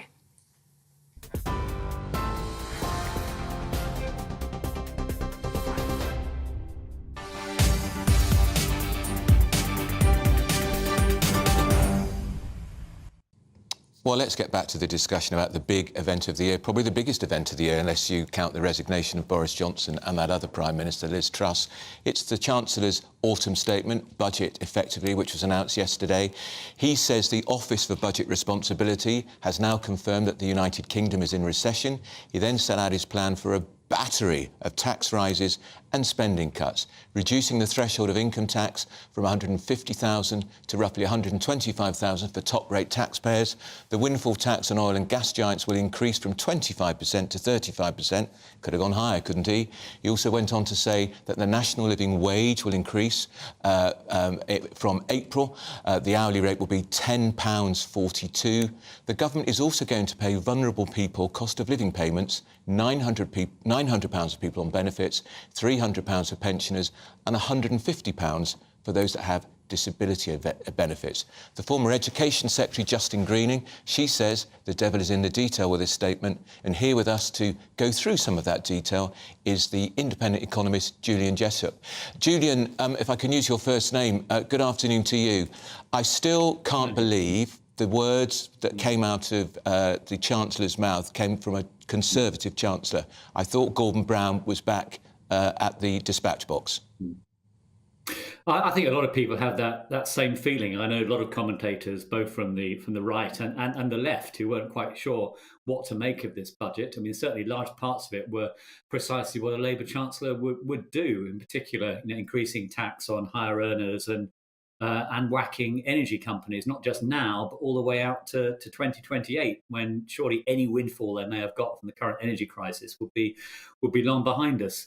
I'm trying to find some positives here. The only one I can really come up with is it could have been worse. At least he is delaying the worst of the tax increases and spending cuts for a couple of years, so he's not whacking the economy when it's already heading into recession straight away. And also, he is providing a bit more support for the most vulnerable households over the next sort of 6 to 12 months to deal with the energy crisis. So it could have been worse, but I think most people feel quite gloomy on the back of this announcement, and I really don't blame them. It's going up in line with inflation. Julian, I know some people on benefits are malingering. They don't want to work. Many people who are working will be lucky if they get 3 or 4% pay rises. Yeah, I'm very sympathetic to that. I mean, clearly, if you have an increase in benefits for everybody, there will be some people who don't deserve it, who shouldn't be getting that money. That said, it is generally the case that people on benefits, by definition, are on lower incomes than the rest of us. So they are more vulnerable to a squeeze on the cost of living. And also, it's not as if we have a sort of exact database out there of those people who are deserving and those people who are not. So if we were much stricter in the payments that we were making, there would be a significant chance that some of the deserving poor do fall through the safety net. So I'm not comfortable with this. I don't think anybody is, but sometimes the welfare system is the best way to support those who are most at risk during a cost of living crisis. And I understand that's why the government decided to do what it's doing. What I don't get, I'm not an economist though, Julian, you are, that's why we're talking to you, is why when the Chancellor confirms, according to the Office of Budget Responsibility, we are now in recession, he then hits us with a load of tax increases, which is going to drive us surely even more into recession because people won't have as much money to spend. It's obvious, isn't it? Yeah, well, as I say, I mean, that's one of the judgments that he's made, where he's erred on the side of caution there, because you're right, there are big increases in tax coming and also some spending cuts, but they're not going to kick in straight away. And that's mainly because he's done it through not increasing the thresholds at which you start to pay tax by as much as he would otherwise have done. And the effect of that is that actually most people won't be paying significantly more tax this year or next than they would otherwise have done. That'll be a sort of stealth tax instead over the next sort of 3, 4, 5 years. So he's not whacked up the tax bills for most people now. Instead, he's actually increased spending, as I say, particularly on cost of living support and help with energy bills. So I think the criticism that he's raising taxes and slashing spending just as the economy is heading into recession is probably overdone. However, even if the tax increases aren't happening now, they're still having a big impact on confidence. And we're all seeing the headlines about the tax burden going to a record high. And if we don't start paying those higher taxes now, we're still going to be much more cautious when spending. So even if the tax increases are delayed, I still think it's another headwind for growth that we don't need now. All right, that's the economist Julian Jessup. Thanks so much for joining us. Now, among the groups hardest hit by I've lost my place. Among the groups hardest hit have been pensioners over the years. If I could just speak to you, Dawn. Absolutely, please do. We're just going to go to package. They call it a stealth tax, but I call it a sly tax. It is absolutely that. And the husband this morning said to me, how much more are we going to be paying over the next 5 years? I said, you don't want to know. Because once you actually delve down into the figures, it's actually scary. I mean, the triple lock pension thing, I think is a good thing. But obviously it's keeping Tory voters, who are mostly elderly, on side, isn't it? But, we're talking about the benefits just now. I mean, it's like, if you think back to the pandemic, Andrew, 7.6% of the £113 billion that were paid out in benefits were fraud. So, this government do not have a good record on the benefits front, do they? They don't. And, look, there are people out there, and in particular disabled people, who do need an awful lot of help, and the benefits, on the whole, I agree with, but there are people malingering. And as for people who are sort of like, worrying about paying their bills, this winter, as I said to my mum, who's in her 80s, I said, Mum, If you want to get a nice hotel for the winter, nip over to France, come back in a dinghy. I'll make sure it's a safe one.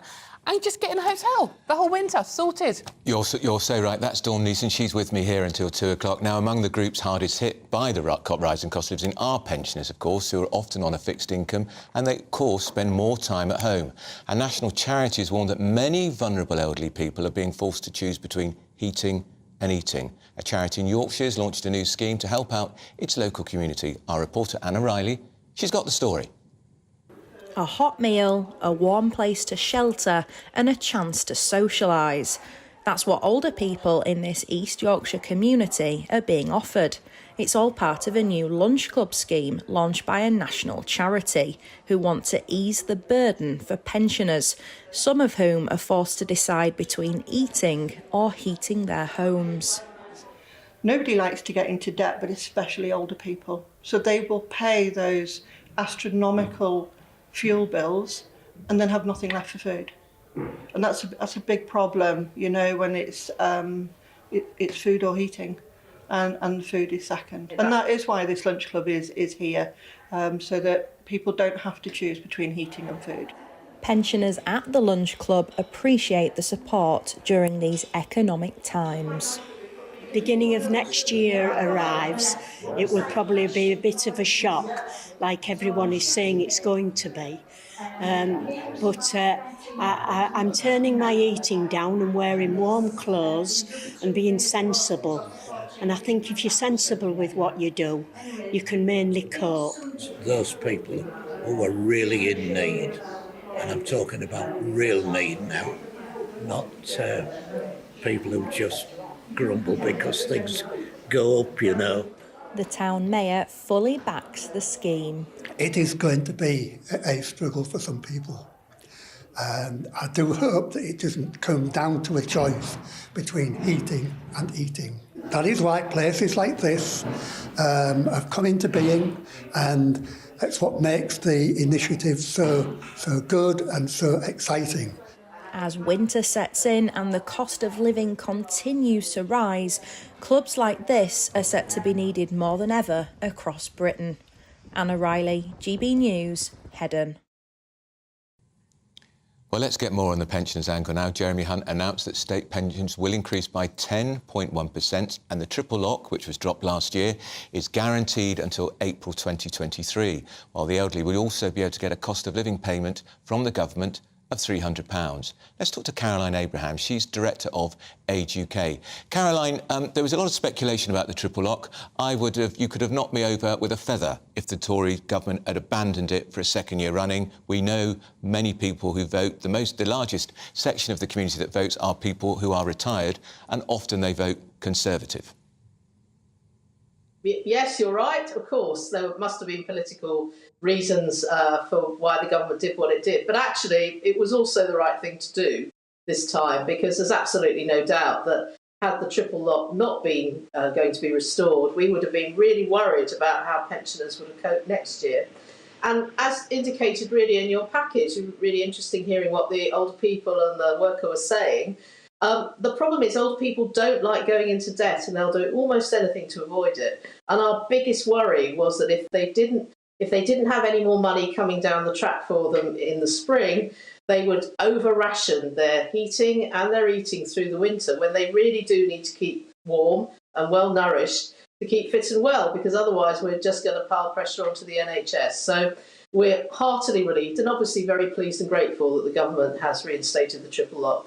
But wouldn't you have preferred it, Caroline, if it had been means tested, which would have meant more money could go to pensioners who need the money more? Because it's a one-size-fits-all, it means the King, Tony Blair, two people who don't need any help from the taxpayer, are getting the same pension increase as people at the very other end of the income scale. Well, I understand that argument, but there's a couple of points to make about that. The first is that the state pension is worth about £9,000 a year on average. Some people get rather less than that, particularly if they're older. So no one's rich because of the state pension. And actually, more than half of our overall pensioner population, for more than half of them, the state pension comprises more than half of their annual income. So in other words, of course, there are some people who are extremely well off, and good for them. But the majority of older people aren't really as well off as we're often told. So that's the first problem. The second problem is that means testing doesn't work very well with older people. There's one very important means tested benefit for those on very low incomes. It's called pension credit, which happily was also uprated yesterday by the Chancellor. But for many years, despite everybody's efforts, at least 1 in 3 of all the people eligible for it haven't got it. And that means you've got over 1 million older people who are in pretty dire straits financially, not getting the help they're entitled to because they don't claim it. So and there's lots of reasons for that. One is stigma, because people don't want to feel that they're getting a handout, as they might put it, rather than an entitlement. And also people aren't aware of it, all the form's complicated, people are not very well, all sorts of reasons come together. But that has told me over many years that unfortunately means testing doesn't work. Now, if it were possible to come up with a system which meant that the central authorities, the revenue, DWP, could identify people on the lowest incomes and target money to them, we'd be in a different position. We're really not there at the moment. All right, that's Caroline Abraham. She's Director of Age UK. Thanks so much for joining us. Well, our reporters are out and about the country gathering reaction to that budget statement. We're going to go now to Eastwood in Nottinghamshire, where Will Hollis is at the Dog and Parrot pub. What a great name for a pub, with some of the regulars. Yes, a great name for a pub and a great atmosphere in here. We've been watching people coming in, having a conversation with them. One of the people that's a regular here is Nicola, who's a retired teacher. Nicola, the big thing for teachers, or at least for the education system, is an extra £2.3 billion. Works out about £1,000 extra a year per student. Is that the kind of thing that teachers need from a teacher's perspective? From a teacher's perspective, we need more, to be brutally honest. £1,000 may be suitable for some pupils, but pupils that have got special needs or have got extra needs, basically, £1,000 is not even going to touch the barrel on it. It's not going to help them in any shape or form. The head teachers are struggling with old buildings, they're struggling with run-down facilities, and they've got to budget, number one, to keep that building running, to heat that building, and to keep providing the services they do to the student. But at the same time, they're having to budget for more students in the school. They're having to budget for extra staff, which they are struggling at the moment to get, because the wages aren't particularly brilliant for teachers, the same as the wages aren't brilliant for NHS staff. And things like national insurance and tax and everything else is going up. And in the end, you've got teachers that are actually going to the food banks. Now, in this day and age, I'm really surprised to find that teachers are actually having to use food banks to supplement their wages. So how £1,000 is going to equate to a student that has got special needs or a student that needs more, I really don't know. Yeah, so that's from your perspective as a teacher, but as a perspective as a mum and then as a grandma, we know that you've got your grandson here. How does the outlook look for you the next 20 years as somebody who has lived through recessions before in the 70s and then obviously in 2008? How does the next 20 years look for you as a person that leads a family in a matriarchal sense? Yeah, I worry for my grandson. I worry about the state of education at the moment. I worry about the funding for education. But at the same time, I worry as he goes into his first jobs, how much he's going to have to pay to actually help other people in the sense of things like benefits and things like that. How much is his national insurance bill going to be? How much is his tax going to be? Is he going to be able to ever afford to own his own home? Because if kids nowadays in the 20s and 30s are not able to even afford their own home, how is he going to afford that in 20 years' time? I think a very worrying outlook, particularly for you as a family person, but obviously very worrying for lots of people in the pub. Some of them do come here to keep warm because it is a little bit harder to heat your homes. I'm keeping warm just by having a cup of tea, though. No beer for me as of yet, Andrew.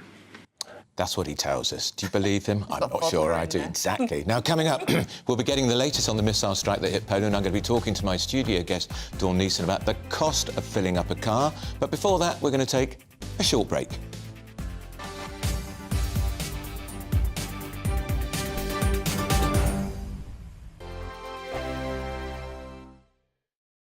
I'm Mark White. As GB News Home and Security Editor, I cover those key issues that are so important to you. Our authorities, our communities doing all they can to combat violent crime. With the public services under unbearable strain, why are we still failing to control our borders? Defence, the first priority of any government, has been continually hollowed out. Can we trust our politicians to protect the armed forces? Join me, Mark White, on GB News.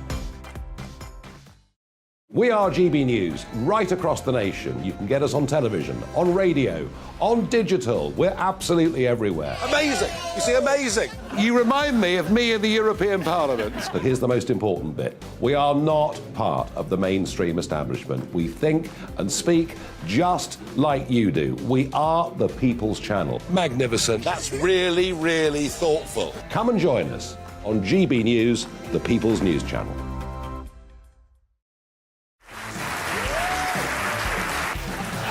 My name is Andrew Doyle. Join me every Sunday evening at 7 p.m. for Free Speech Nation. This is a show where we address current affairs and news stories of the week with the help of two wonderful comedian panellists. I brought in comics because I want to give it a lighter edge, and also they work for less. See you there.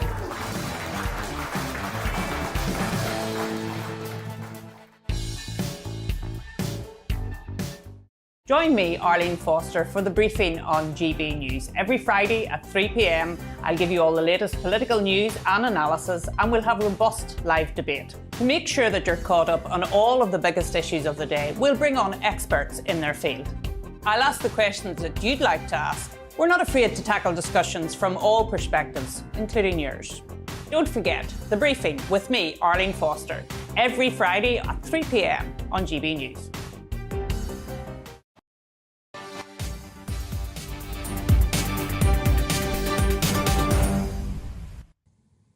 Ukraine and Poland are still at odds over that missile strike that hit Poland a few days ago.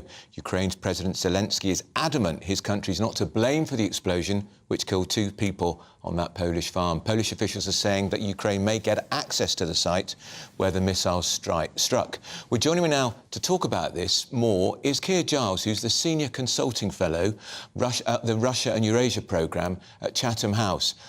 Good afternoon to you, Keir.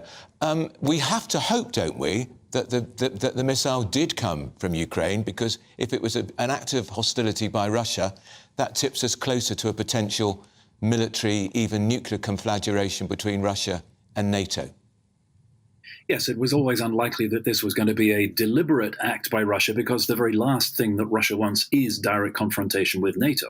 That would be catastrophic for Russia, and they know that. But there was always the chance that this could be recklessness or carelessness or a mistake by Russia. Now, we do see Poland and Poland's allies saying that they think this is most likely to have been a Ukrainian air defense missile combined with a Russian missile. We've seen these videos of the Russian cruise missiles flying over Ukraine and being intercepted, and in some cases being damaged and flying on. That may be what has happened here, but all sides are agreed that we have to get the facts on what has happened. And there's been a very calm, measured response from most of Europe. There were a lot of calls for immediate action against Russia based on the assumption that this had to be Russian action. But instead, you've had this careful and slow process of weighing all of the facts before any more further statement is made. Joe Biden at the G20, Keir, said the likely trajectory of the missile suggested it had come from Ukraine. Did he know that, or was that wishful thinking? That wasn't exactly what he said. And unfortunately, Joe Biden does have a bit of a habit of speaking off the cuff and delivering messages that later on have to be walked back. In this particular case, he seems to have been out ahead of what was actually known at the time. Now, there are different reasons why he might have said that it was unlikely to be a Russian missile. One of them could be the trajectory. One of them could simply be that it was unlikely that Russia would deliberately do this. But again, it's a case of waiting until the actual facts are established. And it is a positive step if Ukraine can be invited in to join the investigation, because the only reason to exclude Ukraine from helping with finding out what happened is if nobody trusts Ukraine not to behave like Russia and to obstruct the investigation instead of assisting it. What do you detect is the reason for Zelensky, who's a great man, he's going to be Man of the Year, isn't he? Great hero, being so adamant that it wasn't Ukraine? Do you think he actually would like to suck NATO into this conflict with Russia? Absolutely not. He knows that that is not the way forward. He knows that although it would be a vastly bigger conflict if NATO were involved, it would also be catastrophic. Now, Russia is delivering these attacks on Ukraine to try to force it to surrender, and so it's absolutely critical for Ukraine to keep the best backing of European and Western countries in order that it can stay in the fight. And that's not just the military aid, of which so much has been delivered. It's also humanitarian help, keeping Ukrainian people alive through the winter while Russia is doing its very best to make life impossible for them. And that means that Zelensky's key task is making sure that he maintains that support across Europe. And in that respect, if he is not 100% certain that he has additional information which allows him to make these very firm categorical statements that this was not a Ukrainian missile, then it may be a communications misstep, which is very rare for him as he is a consummate communicator. He certainly is that. That's Keir Giles, who's Senior Consulting Fellow at Chatham House. Well, let's talk to George Basinski, who's a journalist and political commentator now. George, you're Polish. This has been a huge event in Poland. What is the view of most Polish people? Do they think it was Russia, or do they suspect actually it was a misfire from Ukraine? I think people at the very beginning were terrified. They did think that it was Russia. I think the Polish government's approach was very good because it was steady, it was calm. There was no statement published at the very beginning. As we understand now, it was a S-300 anti-aircraft guided missile fired by Ukraine. Most probably the investigation is still ongoing, but such things may happen. Ukraine was defending its territory. People in Poland know very well that 0 missiles would have hit Poland if Russia wasn't pursuing this continuous campaign of terror in Ukraine. And people know it is Russia's fault, even though it may have been a Ukrainian rocket defending its territory. Glad you made that point, George, because that's what I was going to say. A lot of people saying, oh, it was Ukraine's fault. It isn't Ukraine's fault. They would have fired that missile to bring down a Russian missile because Russia has invaded Ukraine. So Russia has, in my view, complete responsibility for this act. I absolutely agree, and only a Ukrainian victory can ensure that it won't happen again. It is President Zelensky that published the 10 proposals for peace, and Russia seems to send 10 rockets for each point of that proposal. It was Putin's spokesperson, Mr. Peskov, who admitted that they want to force Ukraine to negotiate under Russian terms. I mean, that's terrorism. They're admitting they're sending rockets, destroying civilian critical infrastructure just because they want their terms in the negotiations. This may cause another wave of migrants into Europe with such a difficult winter for Ukrainian, with no heating, with no electricity. There may be more refugees coming to Europe because of Russia's barbaric actions. Just finally and briefly, George, how nervous are people in Poland about Putin, who's clearly mad, about his intentions towards Poland? Polish people understand that being in NATO provides security, but historically Poland belonged to the best alliances in the world. But then when the Soviets or Russians came, the aid from the West arrived a little bit too late. So people are really considering that after Georgia, after Ukraine, perhaps after Baltic states, Poland may be next. And I'm quoting the late Polish president who died in 2010 in the plane crashed in Smolensk in Russia. That was his statement. So people do know that if Russia would have this possibility, perhaps they would want to increase their sphere of influence and take over Poland. At the moment, that's very unlikely. That's not realistic. People are rather confident that being in NATO is serious security. So yes, but I know a few people that are actually preparing for some kind of blackout or some kind kind of a conflict. They've stored food, they've stored water sources. So yes, the smarter people know that history likes to repeat itself, and we must be ready for everything. But I think with such great allies as the United Kingdom, as the United States, Polish people can feel safe. Glad to hear that. That's George Basinski, who's a Polish journalist and political commentator. Now, coming up after the break, we're going to be talking about a fuel duty rise. Did you notice the Chancellor didn't mention fuel once in his hour speech? Getting more reaction to that autumn statement, but first, it's your latest news update.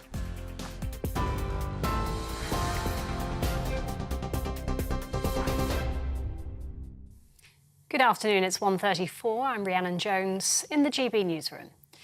The Institute for Fiscal Studies is warning what it refers to as Middle England. It's in for a shock. The independent economic think tank predicts the fall in living standards will be the largest since records began. Jeremy Hunt has defended his autumn statement plans as the right thing to do, promising to protect the vulnerable. However, IFS Director Paul Johnson says those on middle incomes will see their wages fall, taxes rise, and won't benefit from targeted support. Retail sales rebounded last month, according to official figures. The Office for National Statistics says sales increased by 0.6% in October. That's higher than analysts had predicted. It marks an increase on September, which saw a 1.5% drop, thought to be due to the Queen's funeral. The owner of a luxury hotel in Kent has told GB News he rejected a government offer to house asylum seekers because he wasn't prepared to make his staff redundant. In an exclusive interview, Richard Martin, who owns the Blazing Donkey Hotel near Sandwich, said he was offered over £1 million for a one-year contract. Mr. Martin says he couldn't think of anything more absurd. Royal Mail workers have announced a further series of strikes in the run-up to Christmas. The Communication Workers Union will walk out on 6 dates in December, including Christmas Eve. That's in addition to the 4 days coming up over the next 2 weeks. Royal Mail has called the action damaging.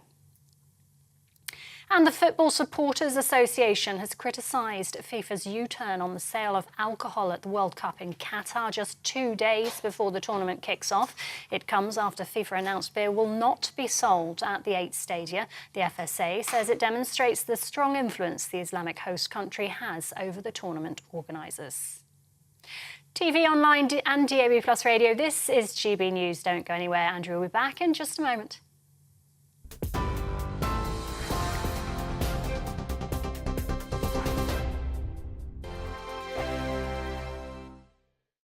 My name's Tom Harwood, and join me 9:30 a.m. every weekday for The Briefing, your one-stop shop for everything you need to know about what's going on in politics today. I wonder if this is a deal that might need to be like the biscuits in this factory, twice baked. Is there not an opportunity here to win out against the extremes? Tom Harwood, GB News. What are you going to do about it?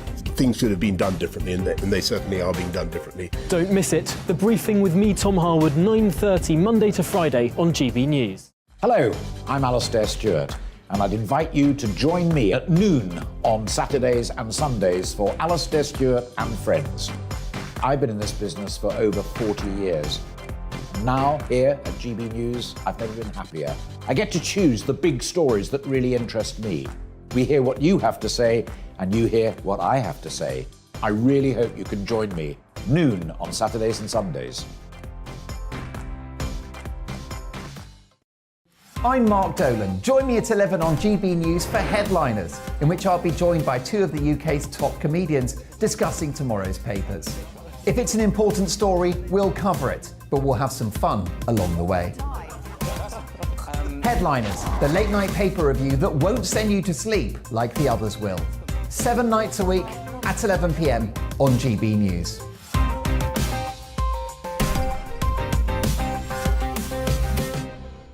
We are GB News, and we'd like to say thank you to each and every one of you for bringing us your conversations, for helping our great nation find its voice. We are here for you on radio, television, and online, across England, Scotland, Wales, and Northern Ireland. It's not the BBC, you actually get your facts right. We are proud to be GB News, the People's Channel, Britain's news channel.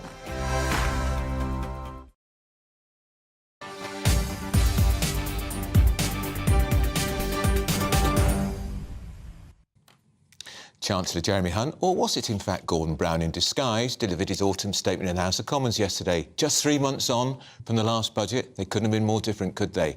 As announced by his predecessor, Kwasi Kwarteng, setting out plans to reduce inflation, promote growth and stabilise the UK's crumbling economy. Hunt unveiled a series of, frankly, eye-watering spending cuts and tax rises. And with the Office of Budget Responsibility officially declaring we're in a recession, let's hope this budget is more successful than the last one. Well, joining me to run through this is our economics and business editor, Liam Halligan, with On the Money.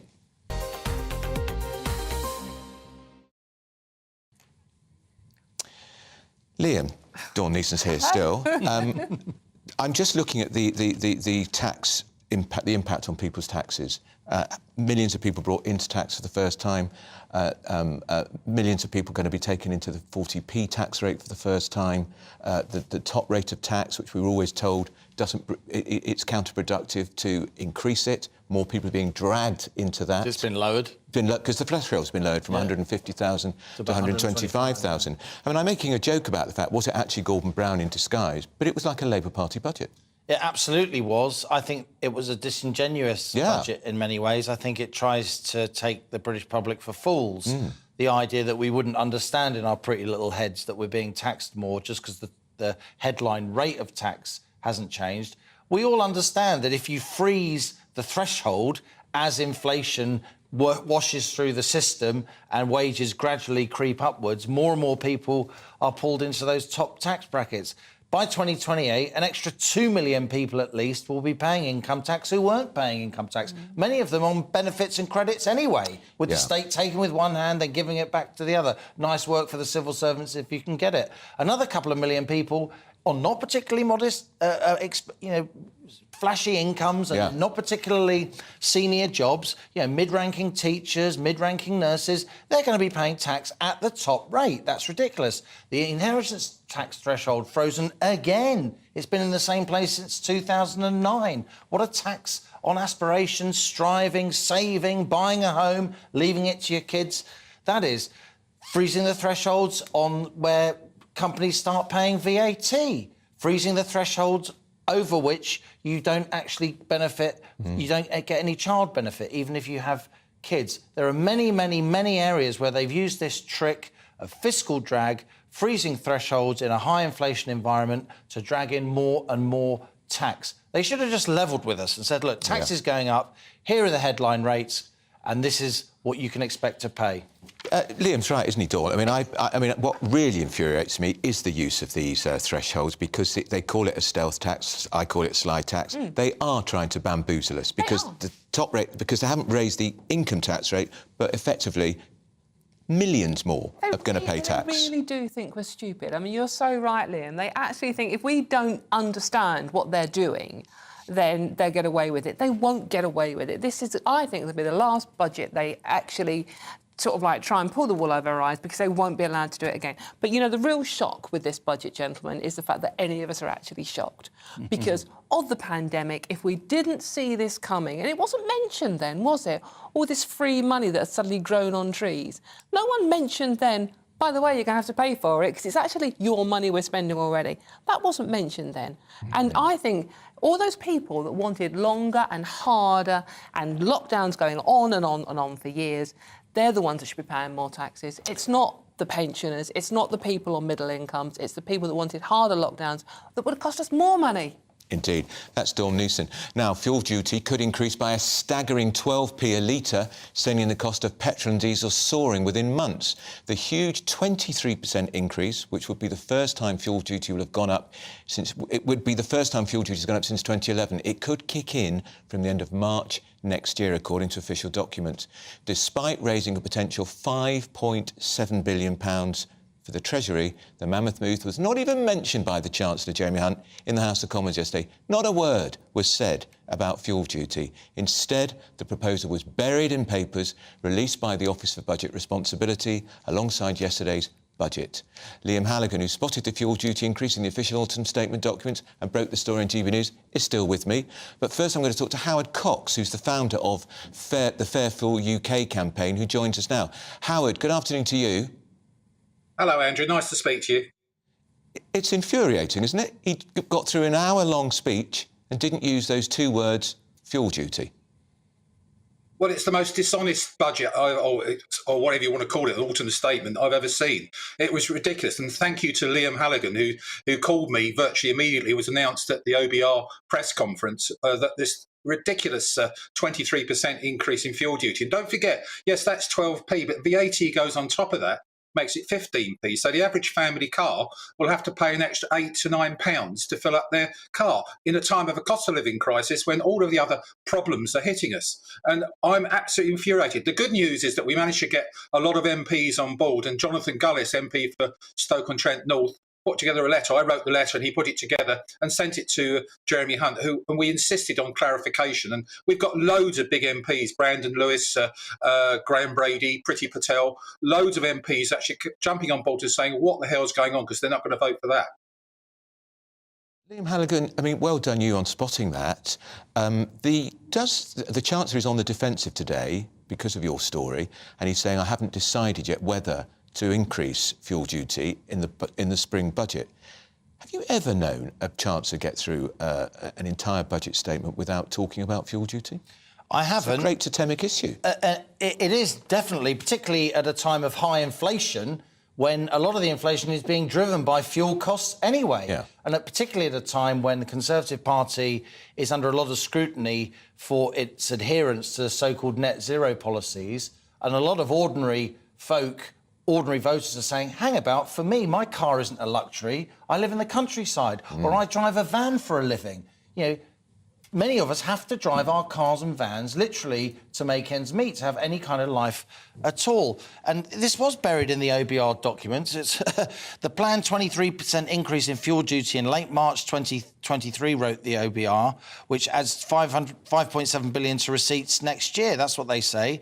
It's expected to raise the price of petrol and diesel by around 12 pence per litre. Well, what would that do to inflation figures, let alone people won't be able to afford to fill up the car? Well, what would it do to the Conservative Party? There'll be absolute convulsions. What would this do to the white man van vote? How would this go down in the red wall? So the Treasury's obviously on the defensive. My phone was red hot with people from Whitehall who ignore me most of the time and never return my recalls. Suddenly they wanted to talk to me. And Jeremy Hunt was asked about this earlier today. Let me clear up. This is not government policy, said the Chancellor. We'll make a decision on that at the next budget in the spring. This was just an assumption the OBR made. Yet, Andrew, it's an assumption that OBR made, which means the revenue is in the numbers. Exactly. The revenue is in... That's all we can assume, given that the OBR have put it in their documents. And he didn't rule it out. He didn't rule it out. Howard Cox, what say you to that? Well, Liam is spot on about this. They knew about these numbers, the Treasury. The Chancellor knew about these numbers. It was printed, it was ready to go, it was handed out at the press conference. He knew about it. And I've been told by a Treasury insider, a very reliable senior Treasury insider, who said, yes, it's true, Jeremy Hunt knew about that fact, that there was and the word which is really operative in this sort of thing, in that statement, is a planned rise, Liam. That's the thing, planned. Now, we knew the 5p cut this year was going to be maybe put back on. That was the promise from Rishi Sunak last year when he reduced it, which didn't touch the sides, as you know. But this is a 12p plus VAT, and I say it again, 15 to 16 pence increase at the pumps. This will be crippling the economy, and it will cripple the Conservatives' any chance of winning a general election. That's Howard Cox, founder of Fairview UK. Liam, just finally... Just in the interest of fairness, let me reiterate again. I'm a reporter. I read the technical documents. I take them seriously. I take OBR assumptions very seriously because they generate the growth forecasts and the inflation forecasts upon which taxes are now being raised and spending is being slowed. But as far as the government is concerned, to reiterate, in fairness, Jeremy Hunt says this is not government policy.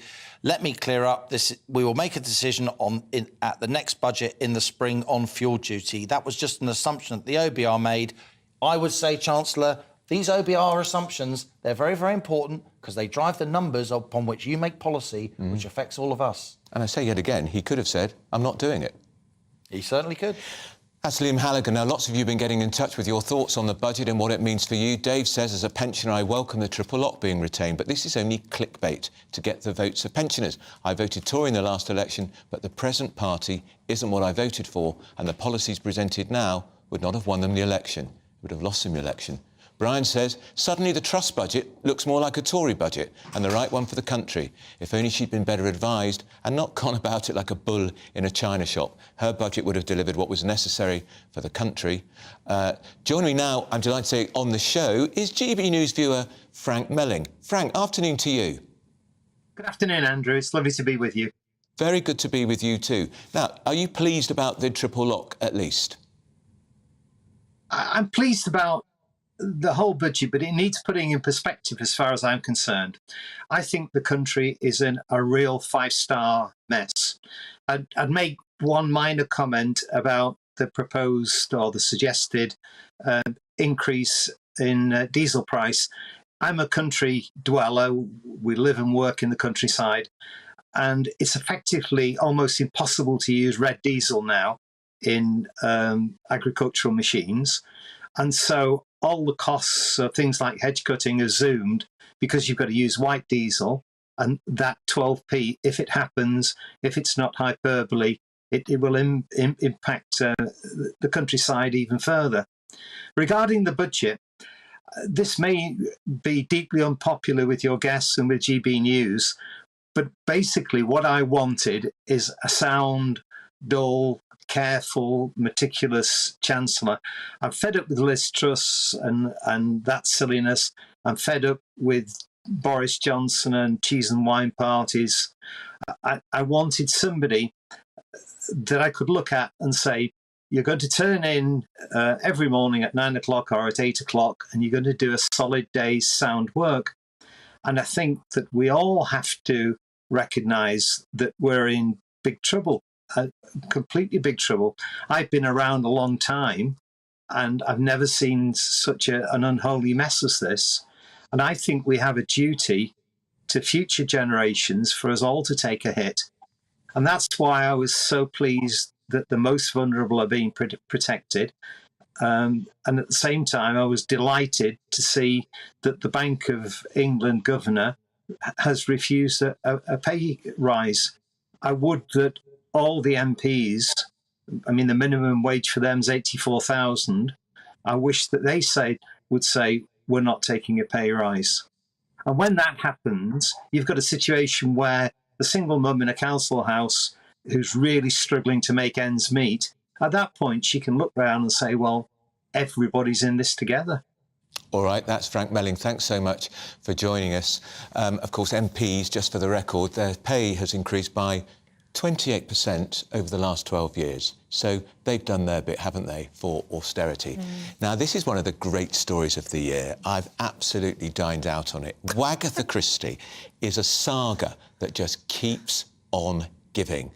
The two footballers' wives. Remember, the Discovery Channel documentary about the Vardy versus Rooney trial is set to air tomorrow. Now, back in 2019, Colin Rooney accused Rebecca Vardy, that married to two of the most famous footballers in the land, of leaking posts from her private Instagram to the Sun newspaper.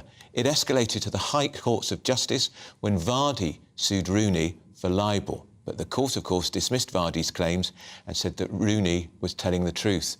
Rebecca Vardy was left with a £3 million legal bill. At a subsequent hearing, she was also ordered to pay 90% of Colin's legal costs. Let's talk now to Rebecca Toomey, who's a Showbiz journalist. Rebecca, I love this story. She was insane to have gone to court over it, was Rebecca Vardy. She lost game, set and match, but she still hasn't, it appears, accepted defeat by what she's been saying in this documentary. She will never, ever give up on this. She is hell-bent that she did nothing wrong and she is the victim in all of this. And what's so interesting is that this documentary that's coming out tomorrow is going to be her and her legal team explaining just how terrible a scenario she was put through in the courts. And then the second half of this documentary will also look at Colleen's legal case and how she built her case. But it's very clever of Rebecca because she's not hidden away for too long. She's coming back to sort of show everyone how much she's been through. It's in a way to evoke empathy from other people because obviously the public aren't too favourable about her now because of the way this case went. And I think she's on a big mission to sort of change her public perception and do that. Whereas Colleen is going to do a documentary, but I think she's going to look much more at what it was like to be married to a footballer and how she went about, you know, isolating who was actually selling these stories on her. But do you think it will provoke sympathy? Because effectively, by losing that libel trial, the court decided that Vardy was lying. I don't think it will be the end of it, because if she wants to actually show her vulnerability and talk a lot more, because one of the things about Rebecca Vardy, and this is what came across when she was on I'm a Celebrity, is that she's a very strong woman, and sometimes people don't particularly, that doesn't really endear them to the public. And what she's done is, just throughout her career actually, she's done lots of movements actually to endear herself to female fans. You know, she's done things like after she had children, she posed with what's called a real body, shortly after having one of her children, to sort of endear herself to women. So what we'll see now is that we'll see her try and show a bit more vulnerability and explain how hurtful the situation was for her. And it was, you know, when she was put through, you know, going on the stand, and Colleen Rooney's lawyer, David Sherborne, you know, was quite sort of mocking of her, especially, you know, Davy Jones's locker comment, which I think a lot of people can remember, when she was completely clueless. There was a lot of sort of, in a way, in my opinion, a bit of cruelty towards her, because she did actually feel very much that she was horrifically trolled while pregnant when Colleen Rooney put out that post. So she does feel very hard done by, because she's, you know, adamant that she did nothing wrong. Dawn Neeson, do you think this documentary is going to trigger any sympathy for Rebecca Vardy? Because I think she's appalling. I think they're both pretty appalling, to be honest with you. I just, the whole court case was endlessly fascinating. It's the mad, sad, bad world of wags, isn't it? I mean, these women both have way too much money and way too much time on their hands. And as we've all discussed all morning about the cost of living crisis and the autumn statement, and these women are blowing millions of pounds over the most pathetic thing. I mean, the stories that were allegedly leaked to The Sun aren't even important. It was about a flooded basement. I mean, who cares? No one cares. But, I mean, Rebecca Vardy, or rather Jamie Vardy, her husband, has to pay £3 million legal costs, £1.5 million to Colleen Rooney. I mean, that is like £4.5 million to trash yourself in court. I don't know what Vardy is paid by his football team, but they do get a lot of money. It's probably a couple of years' pay. You know what? I mean, and to be fair, both of the men accompanied their wives to court. I mean, Wayne more so than Jamie. But Wayne was dutifully carrying Colleen's handbag into court, knowing that at the end of the day, it was his money as well. He was going to pay an absolute fortune. And now he's managing a team out in America, so he's earning more money to pay for this. But honestly, I just wanted to give them both a slap. I thought it was depressing for women to do this. I mean, why? It's not good. Rebecca, to me, just finally, this won't be the end of it, you say. She's going to continue, is she, Rebecca Vardy, to try to rehabilitate her reputation, which has effectively been trashed?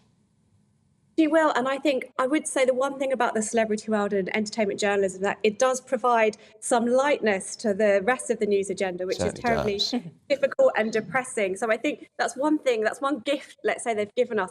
And there is going to be a drama coming out later this year. There's going to be more documentaries. Colleen's doing one with Disney Plus. So there will keep being conversations about this, interviews, documentaries. For years to come, we will be dining out on this forever, because the public interest in this was so phenomenal. I think it also came at a time where we just wanted some kind of light news to all get excited about and invest in, rather than the rest of the news agenda, which, like I said, is quite difficult to digest. Just finally, Rebecca, it is an fascinating insight into the privileged, rich, mad world of footballers' wives, isn't it? It's an incredible insight. And I think the reason this case was so fascinating is because we all remember the WAG culture being born at the Germany 2016 World Cup. And I think it was a brilliant part of popular culture at that time. There was a horrific / brilliant soap opera called Footballers' Wives that everyone really enjoyed. And it was playing out like one of those. This is the sort of case where it felt like we were all in the middle of a soap opera. So I think really WAG culture, it has changed. And I think we've got so many reality stars now. There's a lot of kind of those kind of dramas and things, but there's just something about the footballer's wife's world that people seem completely fascinated in. Absolutely, I'm afraid I am. That's Rebecca Toomey, the Showbiz journalist, talking about the latest twist in the Wagatha war of words. You're watching Andrew Pierce. Plenty more are to come in the final hour of the programme. I'll be saying goodbye to Dawn Neeson, but we're going to be talking about migrant hotels. Are we facing another winter of discontent? This time the Royal Mail is talking about strikes. Donald Trump's announced that he'll run for president again in 2024. And the Qatar World Cup, just 2 days away. I'm not exactly riveted by that. All of this, don't go anywhere. Thank you to Dawn for being with me. Now a short break.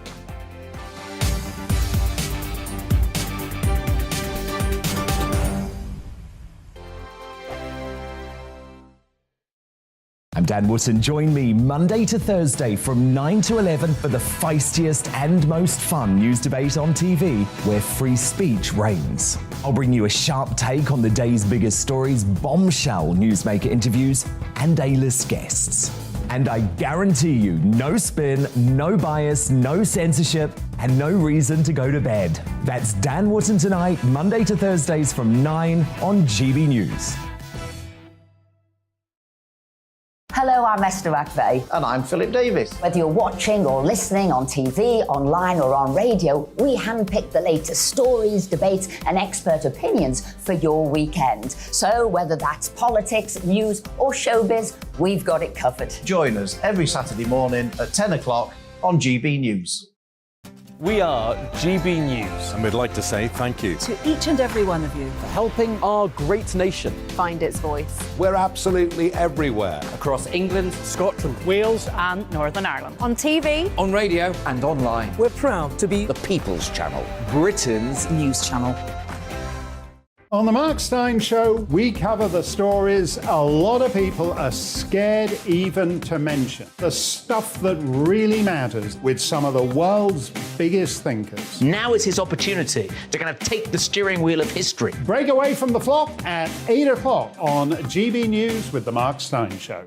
Every Friday and Sunday night from 9, it's Mark Dolan Tonight. We're on the same page again. There's something weird happening. Let Ian finish. Don't be such a cranky. That mini budget was the tip of the iceberg. And on Saturday, my show just got bigger. From 8, it's Mark Dolan's Saturday Night In. You can't govern a country if you can't speak. Stop talking. My God, we reached the end. I've never been early in my life. Only on GB News, the People's Channel.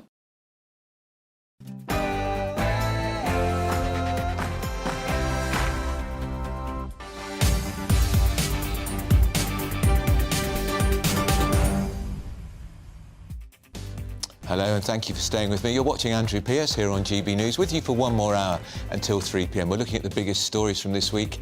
Coming up in the next hour, we've got more on the winter of discontent. Royal Mail workers now could be walking out on Christmas Eve of all days in the ongoing dispute over jobs, pay and working conditions. We'll be getting a union rep to justify this, and we'll also bring you the latest from our GB News exclusive, where the owner of a luxury hotel in Kent has chosen to reject a massive government payout, I call it a bribe, to house asylum seekers, meaning he'd have to lay off his staff.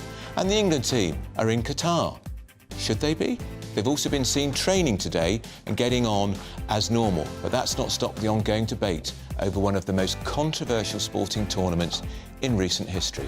We'll be talking human rights and Qatar's last-minute beer U-turn. What are the fans going to be able to drink, and will they be able to afford it? Discussing all of this with me for the next hour of my programme is former Labour advisor and writer Scarlett Maguire. And you at home, of course, are an important part of the show. What are your opinions of this week's events? As always, I want to hear what you think. I'll be reading as many views out as I can in the next hour. So email me right now at gbviews@gbnews.uk, and I'll put your point of views to those I speak to, perhaps even speak to you live on air. All of that coming up, but now, the latest news headlines.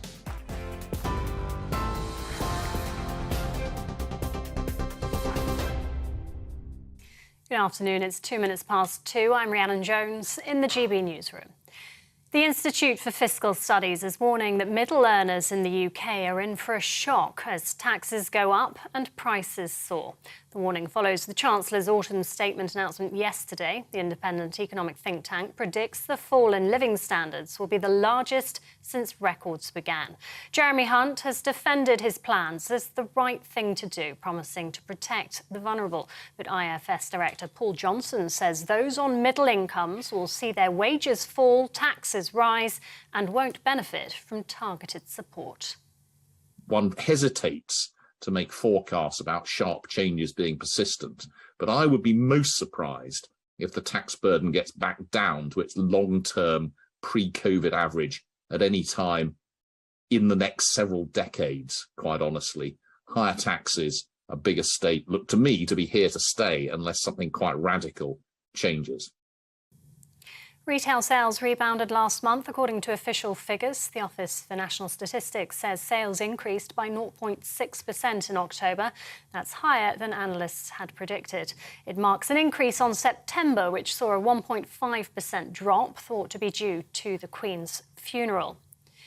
And to help with the worsening cost of living crisis, the UK's biggest retailer is offering its staff advances on their pay. Under the Tesco scheme, around 280,000 workers can receive up to a quarter of their pay early. The supermarket chain says it'll help staff avoid having to take on expensive debt with high interest payments. Staff are allowed one advance per pay period at a fee of just under £1.50. The owner of a luxury hotel in Kent has told GB News he rejected a government offer to house asylum seekers because he wasn't prepared to make his staff redundant. In an exclusive interview, Richard Martin, who owns the Blazing Donkey Hotel near Sandwich, said he was offered around £1 million for a one-year contract. He said he couldn't think of anything more absurd and didn't want to let down the community that relies on his venue for events. In other news, a Swedish prosecutor has said damage to the Nord Stream pipelines in the Baltic Sea in September was caused by an act of sabotage. Investigators have found traces of explosives at the site of the damaged gas pipelines linking Russia and Germany. Swedish and Danish authorities are investigating 4 holes. Russia has claimed British Navy personnel were responsible, allegations the MOD denies. Meanwhile, South Korea and the United States have held a joint air drill in response to North Korea's latest missile launch. The exercise included firing against targets simulating missile launches. Japan has warned the missile fired by Pyongyang had sufficient range to hit the US mainland. That was fired overnight. The US had condemned the launch, calling it a brazen violation of multiple UN resolutions. To strikes, Royal Mail workers have announced a further series of walkouts in the run-up to Christmas. The Communication Workers Union will walk out on 6 dates in December, including Christmas Eve. That's in addition to the 4 days coming up over the next 2 weeks. Royal Mail has called the action damaging. Well, that as union bosses are warning of serious delays for passengers at Heathrow after ground staff walked out over pay. 350 members of Unite, who work for private contractor Menzies, voted to strike for 72 hours. The union says they play a critical safety role at the airport. But Heathrow does claim flight cancellations aren't expected. Well, travel expert Simon Calder told us the strike could cause problems for travelling football fans hoping to head to Qatar. You are advised to check with your airline before you travel, but all the airlines I've checked with say, yep, everything's going normally. We shall see once kind of first contact with reality begins, which will be probably in a few hours' time, and of course going into an extremely busy weekend in terms of the World Cup. This is when all the Wales fans, the England fans are heading across to Qatar. And staying with the World Cup, the Football Supporters Association has criticised Qatar over its U-turn on alcohol. It comes after FIFA announced that beer will not be sold at the Islamic country's World Cup stadia. The FSA criticised the lateness of the decision, which comes just 2 days before the tournament kicks off. Fans had previously been told they would be allowed to drink alcohol within the ticketed perimeter of each match venue. And Twitter has temporarily closed its offices amid a wave of staff resignations. The measure was reportedly prompted by fears disgruntled staff could sabotage the company. Well, hundreds of employees are believed to have quit after owner Elon Musk asked them to sign up for long hours at high intensity or leave. Musk has tweeted he isn't worried about the resignations because the best people, he says, are staying. Twitter says the offices will reopen on Monday. This is GB News. We'll bring you more as it happens now, though. It's back to Andrew.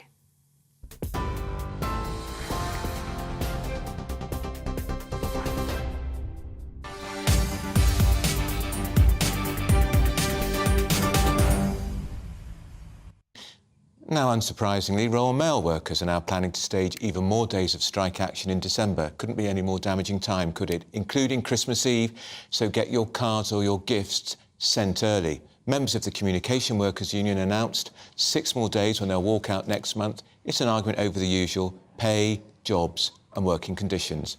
Workers already took industrial action in August and September, but no agreement was made. Joining me down the line is he appropriately named, Andy Fury, Assistant General Secretary at the Communications Workers Union, who represents postmasters and postal workers. Andy, I'm tempted to say, have you guys taken leave of your senses? December is the most important month for delivering of letters and cards, and you're going on strike. Well, I think that question should be directed at Royal Mail and Simon Thompson, the CEO. The responsibility for this dispute lies firmly and squarely at his door. He knows his actions has provoked our members. Currently, I think Royal Mail is losing £1 million a day. This is going to mean the losses, Andy, are going to be dramatically higher. And don't you get the fact, if people can't post Christmas cards via Royal Mail, they'll find other ways to do it. Your commercial rivals will lap up all the extra work, and that will probably put even more pressure on your members, who could potentially then even lose their jobs. Well, look, let's be clear. Our members don't want to take strike action. They well, why feel are they compelled to do it. Well, I'm just about to explain that, if you let me finish, please. Sure. Our members don't want to take strike action. What they want to do is to get a fair deal that gives them job security. You talked about job security. We're facing 10,000 job losses and compulsory redundancy. So let's be clear. The CW wants an agreement. I've left a meeting with ACAS to take this to a TV interview. We are in talks. We are trying to find a way through this. But to get a deal, Royal Mail's got to behave more reasonably, and they've got to respect their key worker employees. Now, in terms of the money you claim they're losing per day, the reality is they declared a profit of £758 million back in May, and they paid shareholder dividends and buybacks of shares to the tune of £567 million this year alone. They can afford to provide our members with a much better deal. And to put this into context, they're only offering 1.5% pay rise from the 1st of April next year. That's simply not good enough. Our members need to keep a roof over their heads, need to be able to feed the family and pay the electricity and gas bills. The reality is the responsibility for this dispute lies with Simon Thompson, the CEO, and he needs to come to the bargaining table to thrash out a deal. OK, Andy, well, let's stay there, because we've been getting a lot of response from viewers of this programme about the ballot. Roger says, with the cost of living crisis, why shouldn't people go on strike? There's plenty of money for hotels for anyone who wants to enter the country illegally, and it's about time the government looked after people who pay the money in.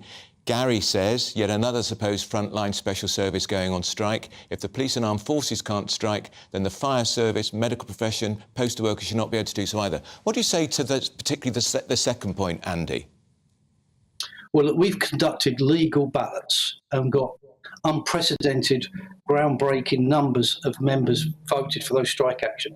Something like we balloted 115,000 people, and we got 97% yes votes in those strike ballots, with nearly an 80% turnout. These numbers are not what MPs get elected by. Our members have had their say, they have voted democratically, and we are conducting a legal dispute. We are following the law. Our members are only doing what they're entitled to do, and that is to withdraw their labour. And they will do so in magnificent numbers if we cannot get an agreement. Just on that point again, though, Andy, it is the most important month of the year for the Royal Mail, and you're withdrawing your labour effectively for a whole week. That's going to mean a lot of business lost to the Royal Mail. Will it ever come back? And if 10,000 jobs are already under threat, aren't your members voting like turkeys voting for Christmas? Now, well, let's be absolutely clear. The CW and our members cherish the service we provide to the public. We have kept that service going during the pandemic. Our members delivered to 32 million addresses across the UK 6 days a week and were clapped as key workers. They have done a magnificent job. They're good men and women that provide a great service to the public. They need to be treated with dignity and respect by the employer. We don't want to take strike action. My message is very, very clear to the Royal Mail Board. Come to the bargaining table in a realistic and sensible way, and we will meet you there, and we will broker a deal that we can deliver with our members. We don't want strike action, we want an agreement, but the responsibility for that lies with Royal Mail Board. All right, that's Andy Fury from the Communication Workers Union. With me in the studio now for the next hour is Scarlett Maguire, former Labour Party advisor. Scarlett, I can't get my head around this strike. I appreciate what Andy Fury says about pay and conditions, but 6 days, Christmas Eve, when a lot of last-minute mail goes through the door, Christmas cards, Granny and Grandpa's Christmas presents, people will find other ways to deliver their mail. Yes, but if you look at it, if you go on strike, you have to go on strike at a time that really matters, right? So December, it really matters. So what they're hoping, clearly from what he said, nobody wants to go on strike. If you go on strike, the odds are you will never get the money back. I mean, remember, if you go on strike, you don't get paid for that day. So these aren't people who are desperate to go on strike, but also these are people who actually need, not just want, more than 1%. So we've got inflation over 10%, and they're being offered 1.5%. And they know, as he said, that millions were paid out to shareholders because shareholders are more important than the staff. So actually, what they're hoping for is that there'll be serious negotiations. And that's what they're trying to do, is they're trying to make everybody concentrate. If we don't get a deal, if you aren't going to talk to us seriously, then we're going to go on strike. I think it's very likely it'll be called off. I think it's very likely that there'll be a deal. But you think they should go on strike? No, I think there should be a deal. I think they should be offered more. But if you were advising them, would you be advising them to go on strike? I think that the workers, I mean, it was really, before this year, I've never heard the sort of numbers going for strike that there are at the moment. 97% voted for strike. These are people who are really, they're angry and they're desperate, right? Because actually, they're going to have to look for other jobs. They're going to have to look for better paid jobs. That's the other problem, is if you can't live, you have to go somewhere else. I mean, you say, oh, well, and it's quite right, people will find other ways of sending Christmas cards. I already get lots of Christmas cards, email, right? People they will send by email, and that's going to affect card shops, delivery men and women. Yeah, but instead of blaming the postal workers, they're voting themselves out of a job, Scarlett. What they're doing is they're raising the stakes so that they can negotiate. Is what they're hoping is that they can get a deal. That's what they wanted. It's quite clear from what he said. He wants a deal. Maybe Royal Mail is luring this union into a trap because other parts of the business make a lot of money. We know this part of the business does not. It's losing $1 million a day, and perhaps they want more and more postal workers to lose their jobs, more and more people to turn their back on posting letters and cards.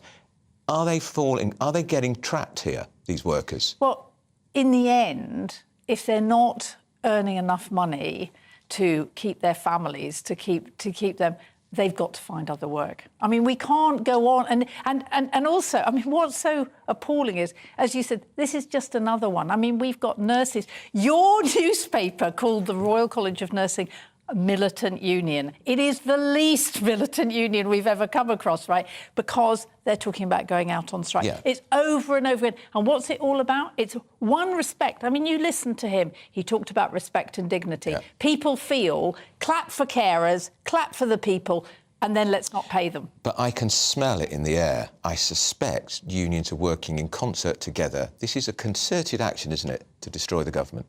No. Because people, if trains aren't running, doctors aren't working, nurses are going on strike. Well, but the people who are voting, right, for the strike, I mean, you can't have a strike without a ballot, and But the RCN has never published the figure of you've got the individual trusts, we know whether the nurses have voted to or not, but they've never given us an overall figure for how many of their members voted, because I suspect the majority voted against. Andrew, I think if that was true, they'd be out. I mean, there's no question that if you add up all... I mean, I'm sure that there are a lot of journalists who've added up all the trust things and found out that most of the people voted on strike. I mean, you know... We've had nurses coming on this programme saying they weren't voting. So what I'm saying is, so we don't know how many abstained, how many voted against, how many voted for it. And you know, because I've spent a lot of time in hospitals in the last year, the nurses I come across are overworked and underpaid, and they are pretty bloody angry, I can tell you. That's Scarlett Maguire. She's a former Labour Party advisor. I don't suppose you're surprised that she's a former Labour Party advisor. We always disagree, but actually in some of this programme we're actually going to be agreeing, which is a first. But do stay with us here on GB News, because coming up we've got an exclusive with a hotel where the owner has said no to a hefty government payout to house migrants so he can protect his community and his staff's jobs. But before that, we're going to take a short break. Don't miss my brand new GB News show, Gloria Meets. In exclusive interviews, I'll be finding out who our politicians really are and what they really think. I think I've seen probably quite enough of Matt Hancock to last me a lifetime. I'll also be getting to know you better, travelling to find out what you think about the politicians who are fighting for your vote. They've got to get this country back on track. Join me every Sunday at 6 p.m, only on GB News, on TV, radio and online.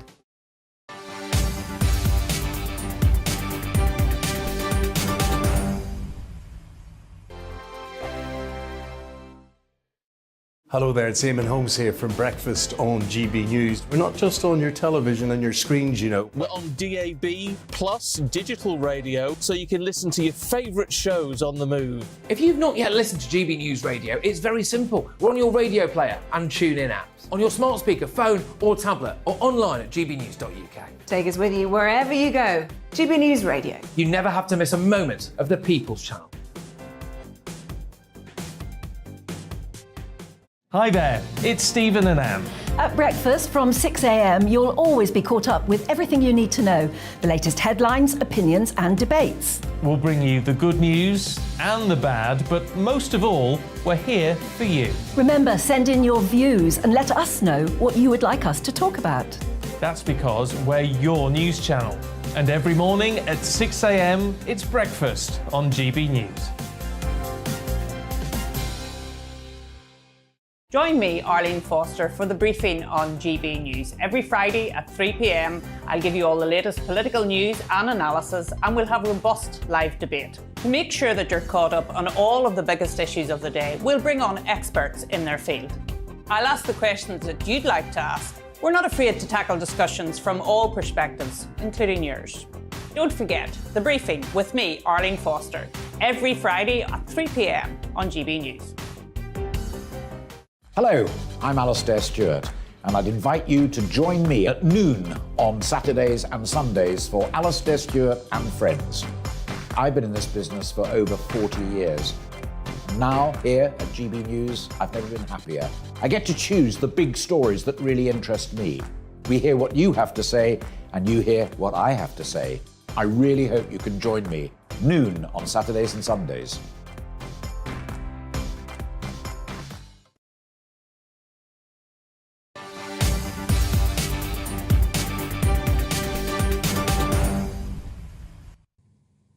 Well, now the owner of a luxury hotel in Kent has told GB News why he rejected a £1.1 million government offer to house asylum seekers for a year. Richard Martin owns the Blazing Donkey Boutique Hotel near Sandwich, and he said he wasn't prepared to make most of his 50-plus staff redundant and also let down his local community. Our home editor, Mark White, he's got more.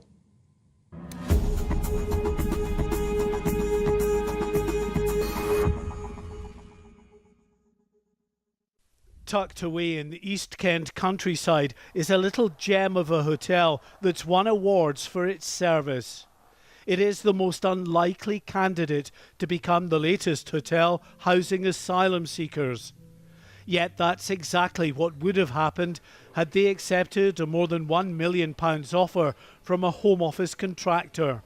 This is also a popular venue for weddings and other events.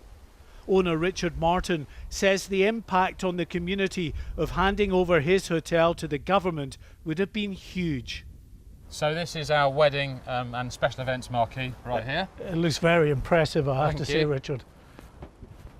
Well, when you come in here, you can just see actually how unsuitable this would be for an asylum seekers venue. Entirely. This is used exclusively for our special events, mainly weddings, and we've hosted 2,500 in here since we created this space, and so for the asylum seekers that were intended to stay here, absolutely no purpose. And it's a valuable asset for the people in this local area, as well as obviously an employer. Of course, this space is known locally very well, and if you mention our name, the Blazing Donkey, locally, they'll just think weddings, and this is where it all takes place. The Blazing Donkey has also been voted one of the top glamping sites in the UK. As absurd as it sounds, these luxury tents and huts would also have had to house asylum seekers if the hotel had accepted the Home Office contract. And it would have meant housekeeper Annie and more than 50 other staff here in peak season would have been out of a job.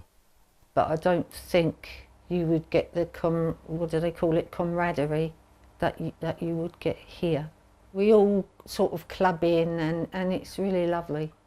Like many people, the hotel's director, Trevor Squire, lost his previous job during COVID. Going through all that again would, he says, have been unbearable. For me, and also for another couple of staff, we live here. This is our home. This isn't just our job. This is my home, and I see it as my home. And, you know, I'm not a young man, so it would have been terrifying. With more than 42,000 people having crossed the channel in small boats so far this year, the pressure on authorities trying to find them suitable accommodation is intense. But this luxury country hotel is surely not what the immigration minister meant when he said Channel migrants should be housed in basic accommodation. Mark White, GB News in East Kent. Well, Mark White is at the Blazing Donkey Hotel. Mark, surely this hotel far too luxurious to house migrants in for the unforeseeable future. What's the community reaction been to all of this?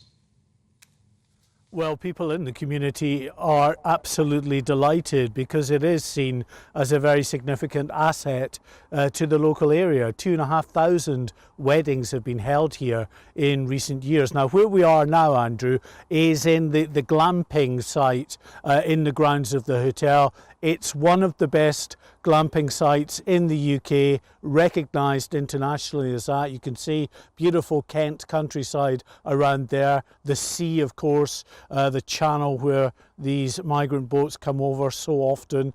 There's one of the glamping huts there, glamping tents as well. Now, you might not think that's luxurious, but actually when you get inside them, it is. And they're actually in the process of constructing a hot tub there as well. So it is really kind of high-end glamping. I want to take you into this particular hut. This is called Sweetbriar.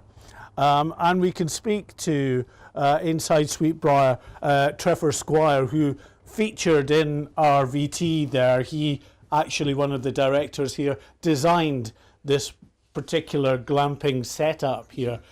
How unsuitable, Trevor, would these surrounds be, do you think, for asylum seekers? Well, it's just not really acceptable. This is high-end holiday glamping, where we invite families to come from all over the country. They want to get away for it, to enjoy the beautiful countryside, all the beautiful amenities we do. We have the hotel close, obviously food and everything. This just wouldn't work for asylum seekers, and it'd be upsetting for many people to see, you know, beautiful things like our copper baths, jacuzzi going in, and all these sort of being used by them. Yeah, as we chat to you, Jim, hopefully can get you some shots of around this really luxurious cabin in here that is clearly very popular. Now, since this report aired, Andrew Pearce was asking how the local community have reacted, but actually people have been contacting you from all around the world. From everywhere. We've had emails from Australia, we've had emails from Florida, Isle of Man recently this morning, telephone calls, and we are talking of thousands of positive messages, and every message has been positive, whether it be email, message, social media, telephone call. And where have they seen this? This is, well, obviously they're watching your online, and this is where a lot of in Australia and Florida. In Australia and Florida, you know, the telephone calls started at 4 o'clock this morning, where people from around the globe, not thinking about time differences, are phoning, but there's not been one negative comment, which has just been amazing, you know, and to hear, especially our older folk of the UK, you know, and they found it quite emotional, which has been beautiful to listen to their stories as well. And it is, as I was saying, an asset to the community. 2,500 weddings and events that have been held in your big marquee here. That would have been lost, I take it, if it was signed over to asylum seekers? Well, we might as well just remove the marquee. I mean, but this, everybody gets married here, they become fabric of this property, and they become part of the history. A lot of them become friends, they come back and see us, we start meeting children then from the marriages, and it's just, you know, they become part of the family of the Blazing Donkey, which is a family from the entire surrounding area. And we know how important this is to you, not just as a place of employment, but actually it is your home. It is, by far. And, you know, I came here, you know, obviously very, as I said to you yesterday when we spoke, you know, I was made redundant, you know, and you know, you worry about what's going to happen. And the move could have been better for me, and it's just gone from strength to strength. I couldn't be happier. I'd hate to think that this would come to an end. Well, great to hear that you'll be keeping your job, and the community here will, of course, also be keeping the asset that is this hotel that they know and love. And amazing, I think, Andrew, that he has had thousands of people emailing, phoning. Just before you came to us, actually, he took another phone call. A woman had seen his report on GB News. They are really reacting. It's got real traction, this, and clearly hello to our viewers in Florida and Australia. That's Mark White, our security editor there at the wonderfully named Blazing Donkey Hotel in Kent. Scarlett Maguire's here with me, Labour Party advisor. Scarlett, I think it's already infuriating large parts of the country that some 40,000 people have illegally crossed the Channel. But how infuriating is it even more to think that they might be put up in luxury 4-5-star hotels when some of these people won't even be able to afford to put their heating on this year? No, look, this is a complete disaster. There's no question. We should not be putting asylum seekers up in hotels, because instead of taking 4 to 5 years to process an application, we should be taking weeks, which is what used to happen until they decided to, downgrade the civil service, sack lots of civil servants. This is crazy, absolute crazy. It's a complete and utter waste of money. We should have proper processes so that people are either processed, they're either refugees, and if they're not as asylum seekers, if they fail, they're sent back, right? But this is madness. I mean, we've got hotels all over the country that are housing asylum seekers, and of course, what it means is, you know, we saw somebody who, before he committed suicide, clearly had problems. But I mean, you know, he was throwing stuff. He was throwing because grenades. it's understandably causing huge resentment. Absolutely, absolutely, and it shouldn't be like that. And and the government has actually got to take responsibility for what it is. They agree it's a broken asylum system, but the way to fix it is to actually process people faster. Yeah, I mean, in the first place, the fault is with the people crossing the Channel, because they shouldn't be. They're how breaking the law. How else do refugees get to Britain? Stay in a safe country called France. But if you want to, it's a safe country. No, I know, but before there's they no war, got there's no conflict. Just a minute, before they got to Britain, they'd gone to Greece, they'd gone up here, they'd gone here. There are masses who stay in. There are masses who stay in France. There are masses who stay in Germany, right? So they process through, and these are people often with family who speak English, but they want to take refuge in Britain, and there is no other way of becoming a refugee in Britain unless you do something that is so-called illegal. But this is happening. This is happening. We know this is happening. This has been happening for a long time. Why aren't we processing it? Why are we spending millions of pounds on hotels instead of actually hiring people to process the applications to start getting it done? And just finally, we've got to go to the headlines, but I would say The 8 million extra or 10 million extra that Britain has given to France to patrol the beaches would have been better spent hiring civil servants to process the asylum applications and kick them out within 2 weeks of arriving. 2 days if we could. Well, they have been sending Albanians back. But I mean, Not enough. I do think there are a lot of Afghans and who we let down, right? We let a lot of Afghans down who now are coming over in boats, Syrians who are fleeing for their lives. I do think we have to remember, you know, a lot of these people who are coming over are desperate. A lot of them are also economic migrants, so Scarlett Maguire and I were never going to completely agree on that. Now, do stay with us here on GB News, because up next we'll be getting more on the ongoing controversy surrounding the World Cup. The controversy around Qatar is frankly more interesting than football to me. I'll be speaking to former professional footballer Jason Cundy here in the studio. But before that, news with Rhiannon.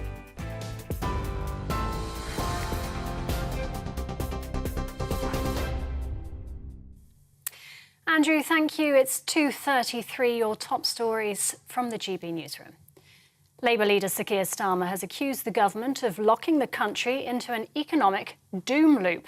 The comments follow the Chancellor's autumn statement yesterday that, as the Institute for Fiscal Studies warns, the fall in living standards will be the largest since records began. Jeremy Hunt has defended his plans as the right thing to do. Jordan McSweeney has pleaded guilty to the murder of Zara Alina in June. The 29-year-old attacked the law graduate in East London as she was walking home from a night out. Miss Alina was found with severe head injuries. She later died in hospital. Royal Mail workers have announced a further series of strikes in the run-up to Christmas. The Communication Workers Union will walk out on 6 dates in December, including Christmas Eve. That's in addition to the 4 days coming up over the next 2 weeks. Royal Mail has called the action damaging. A Swedish prosecutor has said damage to the Nord Stream pipelines in the Baltic Sea in September was caused by an act of sabotage.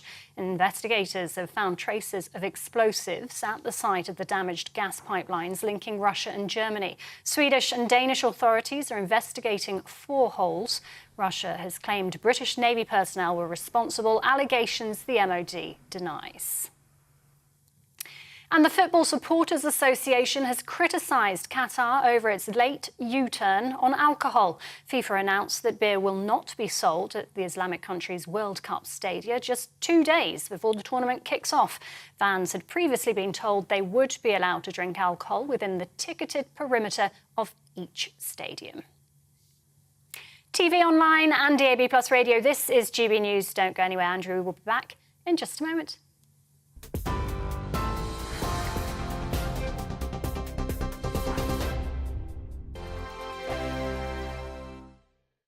Every morning from 6 o'clock, we'll wake you up with GB News Breakfast with all the stories you didn't know from the night before. So whether it's serious news, entertainment, or your own views from all over our great nation, we're here to kick off your day with a smile. And the national media should be reflecting and reporting what's happening here. You will notice the northwestern accents. Whether you're with us on TV, radio, or online, every morning, it's breakfast from 6 a.m. Hope you can join us. I'm Dan Wootton. Join me Monday to Thursday from 9 to 11 for the feistiest and most fun news debate on TV, where free speech reigns. I'll bring you a sharp take on the day's biggest stories, bombshell newsmaker interviews, and A-list guests. And I guarantee you, no spin, no bias, no censorship, and no reason to go to bed. That's Dan Wootton Tonight, Monday to Thursdays from 9 on GB News. Hello, I'm Simon Evans. Join me on GB News for Headliners at 11 p.m, where I'll be joined by 2 of the country's top comedians as we take a look at tomorrow's newspapers tonight. If it's a big story, we'll be covering it, I guarantee, but we'll also have some fun along the way. That's GB News Headliners at 11 p.m. We won't put you to sleep, unlike some of the other paper review shows out there. So join us, 11 p.m, 7 nights a week. Hello there, it's Eamon Holmes here from Breakfast on GB News. We're not just on your television and your screens, you know. We're on DAB plus digital radio, so you can listen to your favourite shows on the move. If you've not yet listened to GB News Radio, it's very simple. We're on your radio player and TuneIn apps, on your smart speaker, phone or tablet, or online at gbnews.uk. Take us with you wherever you go. GB News Radio. You never have to miss a moment of the People's Channel.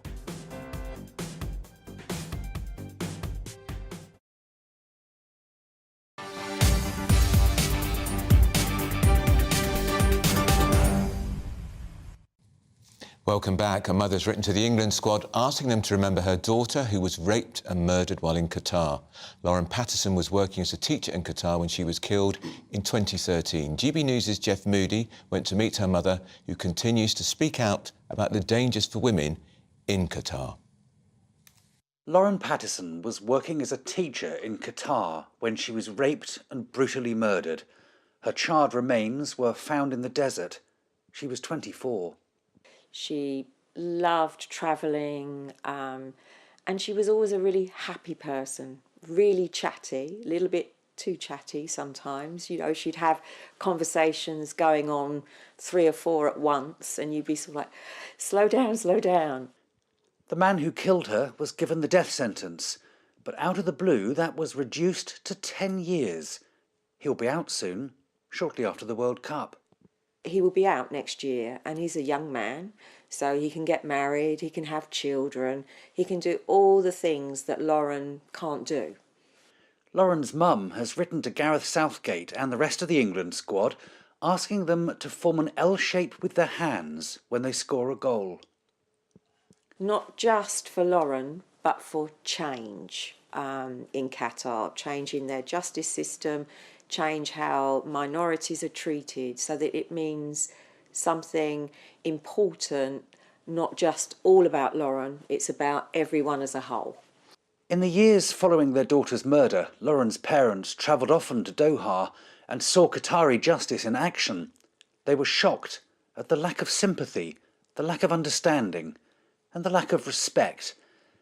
In court, Lauren's mum was forced to stand side by side with the killer and his accomplice. There was no empathy, you know. I wouldn't want anyone to have to stand up like I did next to the murderers of your daughter. And it seemed as though it was just normal, you know, you stand there. And, you know, I could feel my legs shaking, and I was really shaking, and I know my husband wanted to get up and hold my hand, but again, you can't do that. They couldn't do that because at the time Lauren's parents weren't married. Qatari law didn't recognise unmarried couples. It was like Lauren's dad didn't exist. When Alison and Kevin first heard the World Cup was taking place in Qatar, it brought the whole thing back. I was angry and upset. And then I took a step back and I thought, it's football, it's a game, it's something that can bring everyone together. So perhaps in some ways it's brought Lauren's case, you know, to the forefront again. With the help of 27 letters to all the England players, and to David Beckham too. He's the ambassador to Qatar, paid handsomely to promote the Gulf state. But he's not talking about this. He could do so much. He is hero worshipped out there. And it would be a marvellous opportunity if he could stand up and do something. Alison and Kevin will watch the World Cup. They've made a life in Wales now, so they'll be cheering both sides and looking out for a sign from the players that they've read the letters, that they remember Lauren. It would mean everything if someone did.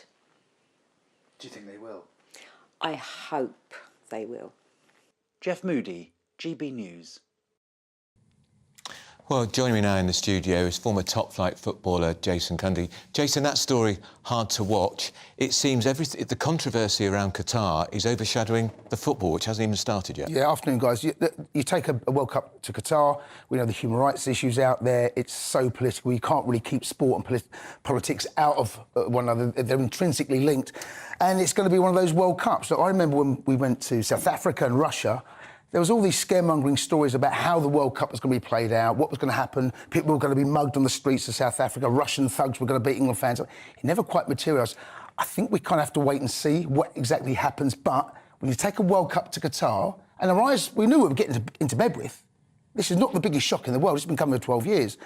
Inevitably, these stories were going to come out, and I'm devastated for the family. Really devastating. And what of David Beckham, for instance? You know David Beckham very well. Not particularly well, no. He wouldn't know who I am. He would know who you are. And I had to ask, of course, which team Jason played for, because I'm not the greatest football authority. But David Beckham is a very high-profile figure, world famous. Mm-hmm. If you were advising him, is he really doing the right thing being an ambassador? Do you know what? David Beckham has been around the world more times than I have, and he knows exactly what he's doing. He's got advisors. Again, I go back to the point I made. He's gone into this with his eyes wide open. He knows what he's getting into bed with. He knows the controversy that's going to be surrounded with this World Cup. He knows exactly who the Qataris are and the human rights issues. What do you want me to say? It's his decision. Yeah. I can't, if it was my decision, I would say to him, look, rethink this one. Mm. But listen, David Beckham's David Beckham. He's a global superstar. He knows what he's doing. He's getting £10 million. That's presumably why he's doing it. There's your reason. Yeah. You can make your own judgment about that. We are going to talk about the football because we've got joining us here a Welsh fan. Right. Because Wales, of course, are in the World Cup, I think, for the first time, Jason, since 1958 or 56? Yeah, took the time. They've taken the time. Now, there's been a last-minute ban on beer in the football stadiums. Joining me now is Steph Kite, who is going to Qatar, and he's a Welsh fan. Steph, what do you think about the ban on beer in the stadiums? Hello. Hi, Steph. Hiya. I think, to be honest, it's a little bit crazy, especially because of the fact that it's come as a last-minute U-turn. A lot of the part with the Welsh fan culture for these Wales away trips is having a couple of drinks, having a sing-song and enjoying, and I feel like that's been taken away from us. And like Jason's mentioned just now, it's kind of hard to enjoy yourself when you're going out to this country and you don't know if you're going to be safe. You don't know what's going to happen. Can I ask how much it's costing you to go out there? Is it an expensive trip? Right, OK, so I'm only going out for the Iran game myself, and that's costing around about £1,000 before spending money when you're actually out there. That's just for the accommodation and travelling. It's £11.60 for a pint of beer, Steph. Jeez. Did you know that? I was aware, yeah. Yeah. Let's bring Jason back into the story. Should they be allowed to drink beer in the stadium? Well, look, Budweiser pays £73 million. They're one of the sponsors at FIFA. I mean, I can only imagine, if you've seen their tweet from Budweiser, right? Yeah. This is awkward, right? So the conversation between them... The Qataris have made the decision. I think this is premeditated. I think they knew exactly what they were going to do and when they were going to do it. It's too late to turn it around now. No beer. That's it. You're on our turf. We make the rules. Where do you go from there? What do you do? How can you turn that around? I'm sure there are going to be some compensation, I would have thought, if you're Budweiser. We're talking about Budweiser, Yeah. You can. There's 0% alcohol's being sold in around the stadiums, right? So their brand is still going to be there, right? I just wonder, where this goes on behind the scenes. Let's bring the non-football fan Scarlett Maguire into the discussion, because Scarlett knows as much about football as I do, which you could fit on the back of a... You could fit what I know about football on the back of a postage stamp that had been shrunk.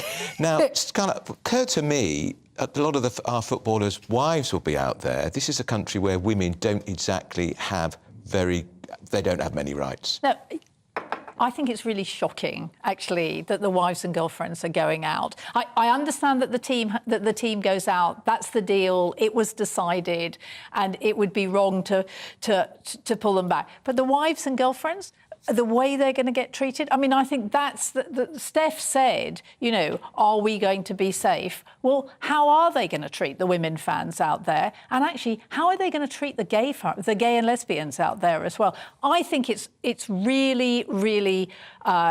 it's completely right that these stories were told about South Africa and about Russia. But actually, Qatar has been worse. I mean, you have an ambassador saying that being gay is mentally unstable, right? You have today the beer overturn. We know the way women are treated. I mean, I actually think for the first time that it's not just hype. That actually, that it's going to be a very, very difficult match out there. Yeah. But we knew this. Yeah. Do you know, this is a conversation we could have had 12 years ago.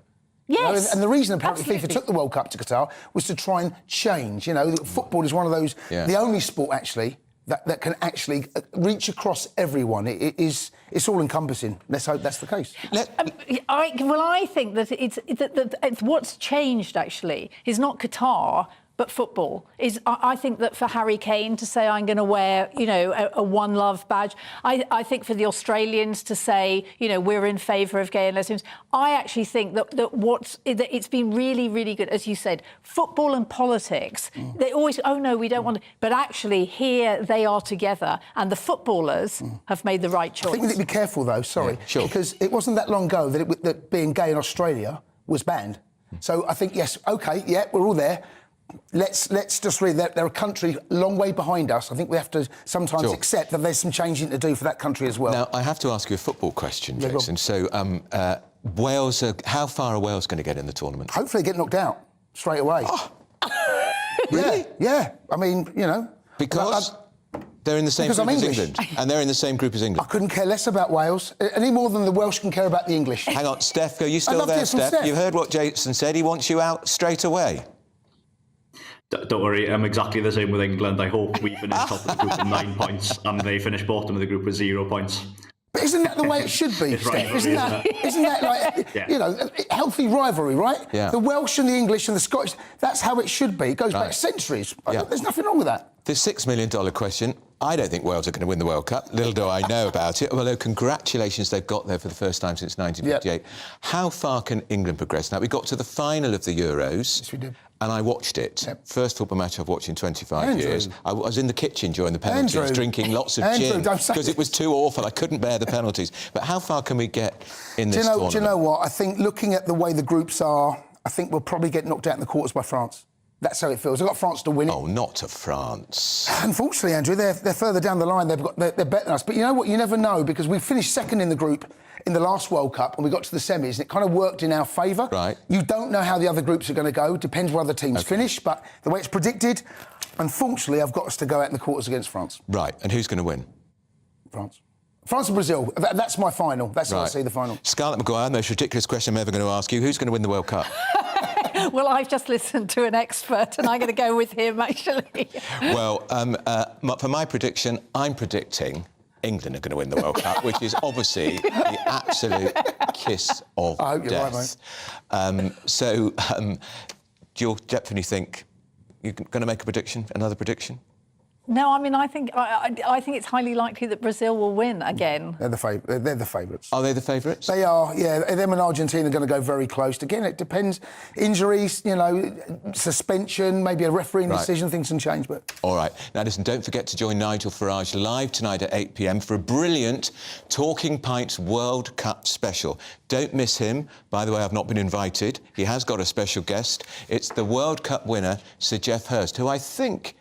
Jason, is still the only footballer ever to have scored a hat-trick in a World Cup final. Correct, Andrew. Your knowledge is better than you think. Hey, look at that. He played for West Ham. He did. And the other goal in the World Cup final was scored by Martin Peters, who also played for West Ham. Oh, mate, this is excellent stuff. I'm quite good at history, but I don't know about football. Now, from Qatar to the United States, it's been a hectic week in politics over there. The Republican Party won a narrow majority in the House of Representatives 8 days after the election night. Many predicted a so-called red wave, more of a red dribble. But more damaging than perhaps thought, Nancy Pelosi, the Speaker, has stepped down after 2 decades of Democratic leadership in the lower chamber of commerce. Donald Trump's announced he is running, after all, to be President of the United States yet again. Joining me now from New York is Rich Valdez, a radio host and political commentator. Rich, you're a Trump man, aren't you? Good morning, Andrew. Yes, sir. Why? He's awful. Well, I think he has a record to stand on. I think the 4 years that Trump was in office were probably the best 4 years I've seen in a very long time. But the midterm election results, you know, Rich, were a shocker. You were going to get the Senate, you didn't. You only squeezed home in the House of Representatives, and even Trump's supposed running mate in Arizona she didn't win. Yeah, I don't think that was Trump's running mate. I think that there's a movement, the left within the media here in the United States created several narratives and ran with them. But that's quite frankly just not the case. I think we've seen what we always were going to see. Mitch McConnell was never on board to see this happen. He doesn't have the desire to even have a majority. He's very content being right where he is, and he ensured that he was. He worked very hard to defeat Republican candidates that wouldn't support him. So that's the Senate part. In the House, I think we expected a majority, and we have one. And I think they're going to continue the business that they have to do. But I think Trump is as strong as he ever was, and I think we just need to give it a little bit of time. He's got a running start right now. He's not a very good loser, is he? He still thinks he won the last presidential election, and his initial response to not doing so well in the midterms, he blamed his wife. What's it to do with his wife? I haven't seen him blame his wife, but I can tell you, he's probably taking a page from the Democrats. They have been very, very focused on saying that they didn't lose in 2020. They didn't lose in 2016. There's been a long history of Democrats crying about election machines and election fraud. So I think anything Trump is saying is nothing new, and it was something pioneered by Democrats to begin with. Do you really think he can do it? He'll be 78 next time. We don't know if he'll be up against President Biden, whose, let's be honest, cognitive powers seem to be receding by the hour, let alone the day. Can he really do it again at that age? I don't think he's even going to get the nomination. Isn't that good-looking guy, the charismatic winner in Florida, isn't he going to be the next Republican candidate? Well, I think there's an opportunity for a primary, but I mean, these are some of the same things that we said about Biden, saying, oh, he's too old, he's, lackluster, he doesn't have it in him. And, here he is in the White House. So I think Donald Trump and Joe Biden, if you look at them side by side, Trump outpaces him on energy, on ideas. And I can't see why Donald Trump wouldn't be able to win. When you look at the field of candidates, Governor DeSantis is fantastic. I like to call him America's governor. And I think that he just got reelected to a 4-year term and seems very intent on completing that term. So I don't think he's going to be an obstacle. That's my opinion. All right. And you're confident, are you, that he's going to be on that ticket in 2 years' time? I don't think DeSantis has presidential aspirations for 2024. I think he's well positioned for a 28 run. Especially if he supports Donald Trump this time around, it would create, 12 years of Republican leadership should they win. So I think that's the right way to look at it. And I think Ron DeSantis is a very savvy politician who wouldn't necessarily put himself out there when he doesn't need to. All right, that's Rich Valdez, radio host and political commentator. Scarlett Maguire, the last word with you. I think we might be in danger of agreeing again. It's extraordinary that a country the size of the United States, a population of 330 million, put on the ballot paper a guy who's got clear problems with his mental capacities, Biden, and Trump, who's frankly ghastly. Yeah, and Trump couldn't beat Biden. And what we have to remember is that Trump lost by 7 million, right? And when your person says, oh, the Democrats complained about that they didn't really lose in 2020. I mean, actually, they did win the popular vote. Yeah. So that's two elections that Trump did not win the popular vote. And I think that as soon as he's up, I mean, long before he stands for president, which people are really worried about, but I mean, he's such a bad loser. And he's completely, he is destroying the Republican Party. That's what he's done. And you saw, of course, it's never before has the opposition party not won both the Senate and the Congress. And it's not, you can't blame the media. No, but I suspect Trump will blame the media. He'll blame everybody else because he's even blamed his wife for the fact he didn't do so well last week. Well, that's it from me. You've been watching me, Andrew Pearce, here on GB News. I'll be back again next week. I want to thank my guest here, Scarlett Maguire. Plenty more still to come up next, though, in the briefing with Arlene Foster. Before that, though, we're going to get the weather. Hello, I'm Aidan McGiven from the Met Office. The rain in eastern Scotland is finally easing, but it's staying damp here for the rest of the day. Clear spells elsewhere, and as a result, a chilly night to come. We've got low pressure still close to the northeast of Scotland, and that's still bringing some wet weather, but the rain is easing as an area of high pressure starts to move in from the west. That's bringing clear spells already for Northern Ireland, much of Wales and the south of England. Further showers coming in for a time overnight, but even these become confined to the coast and ease later. The rain less heavy, less persistent across Scotland, although still some damp weather about, and some outbreaks of light rain returning to the east of England overnight as well, staying frost-free in the north and the east. But for southwest Scotland, Northern Ireland, parts of Wales and the southwest,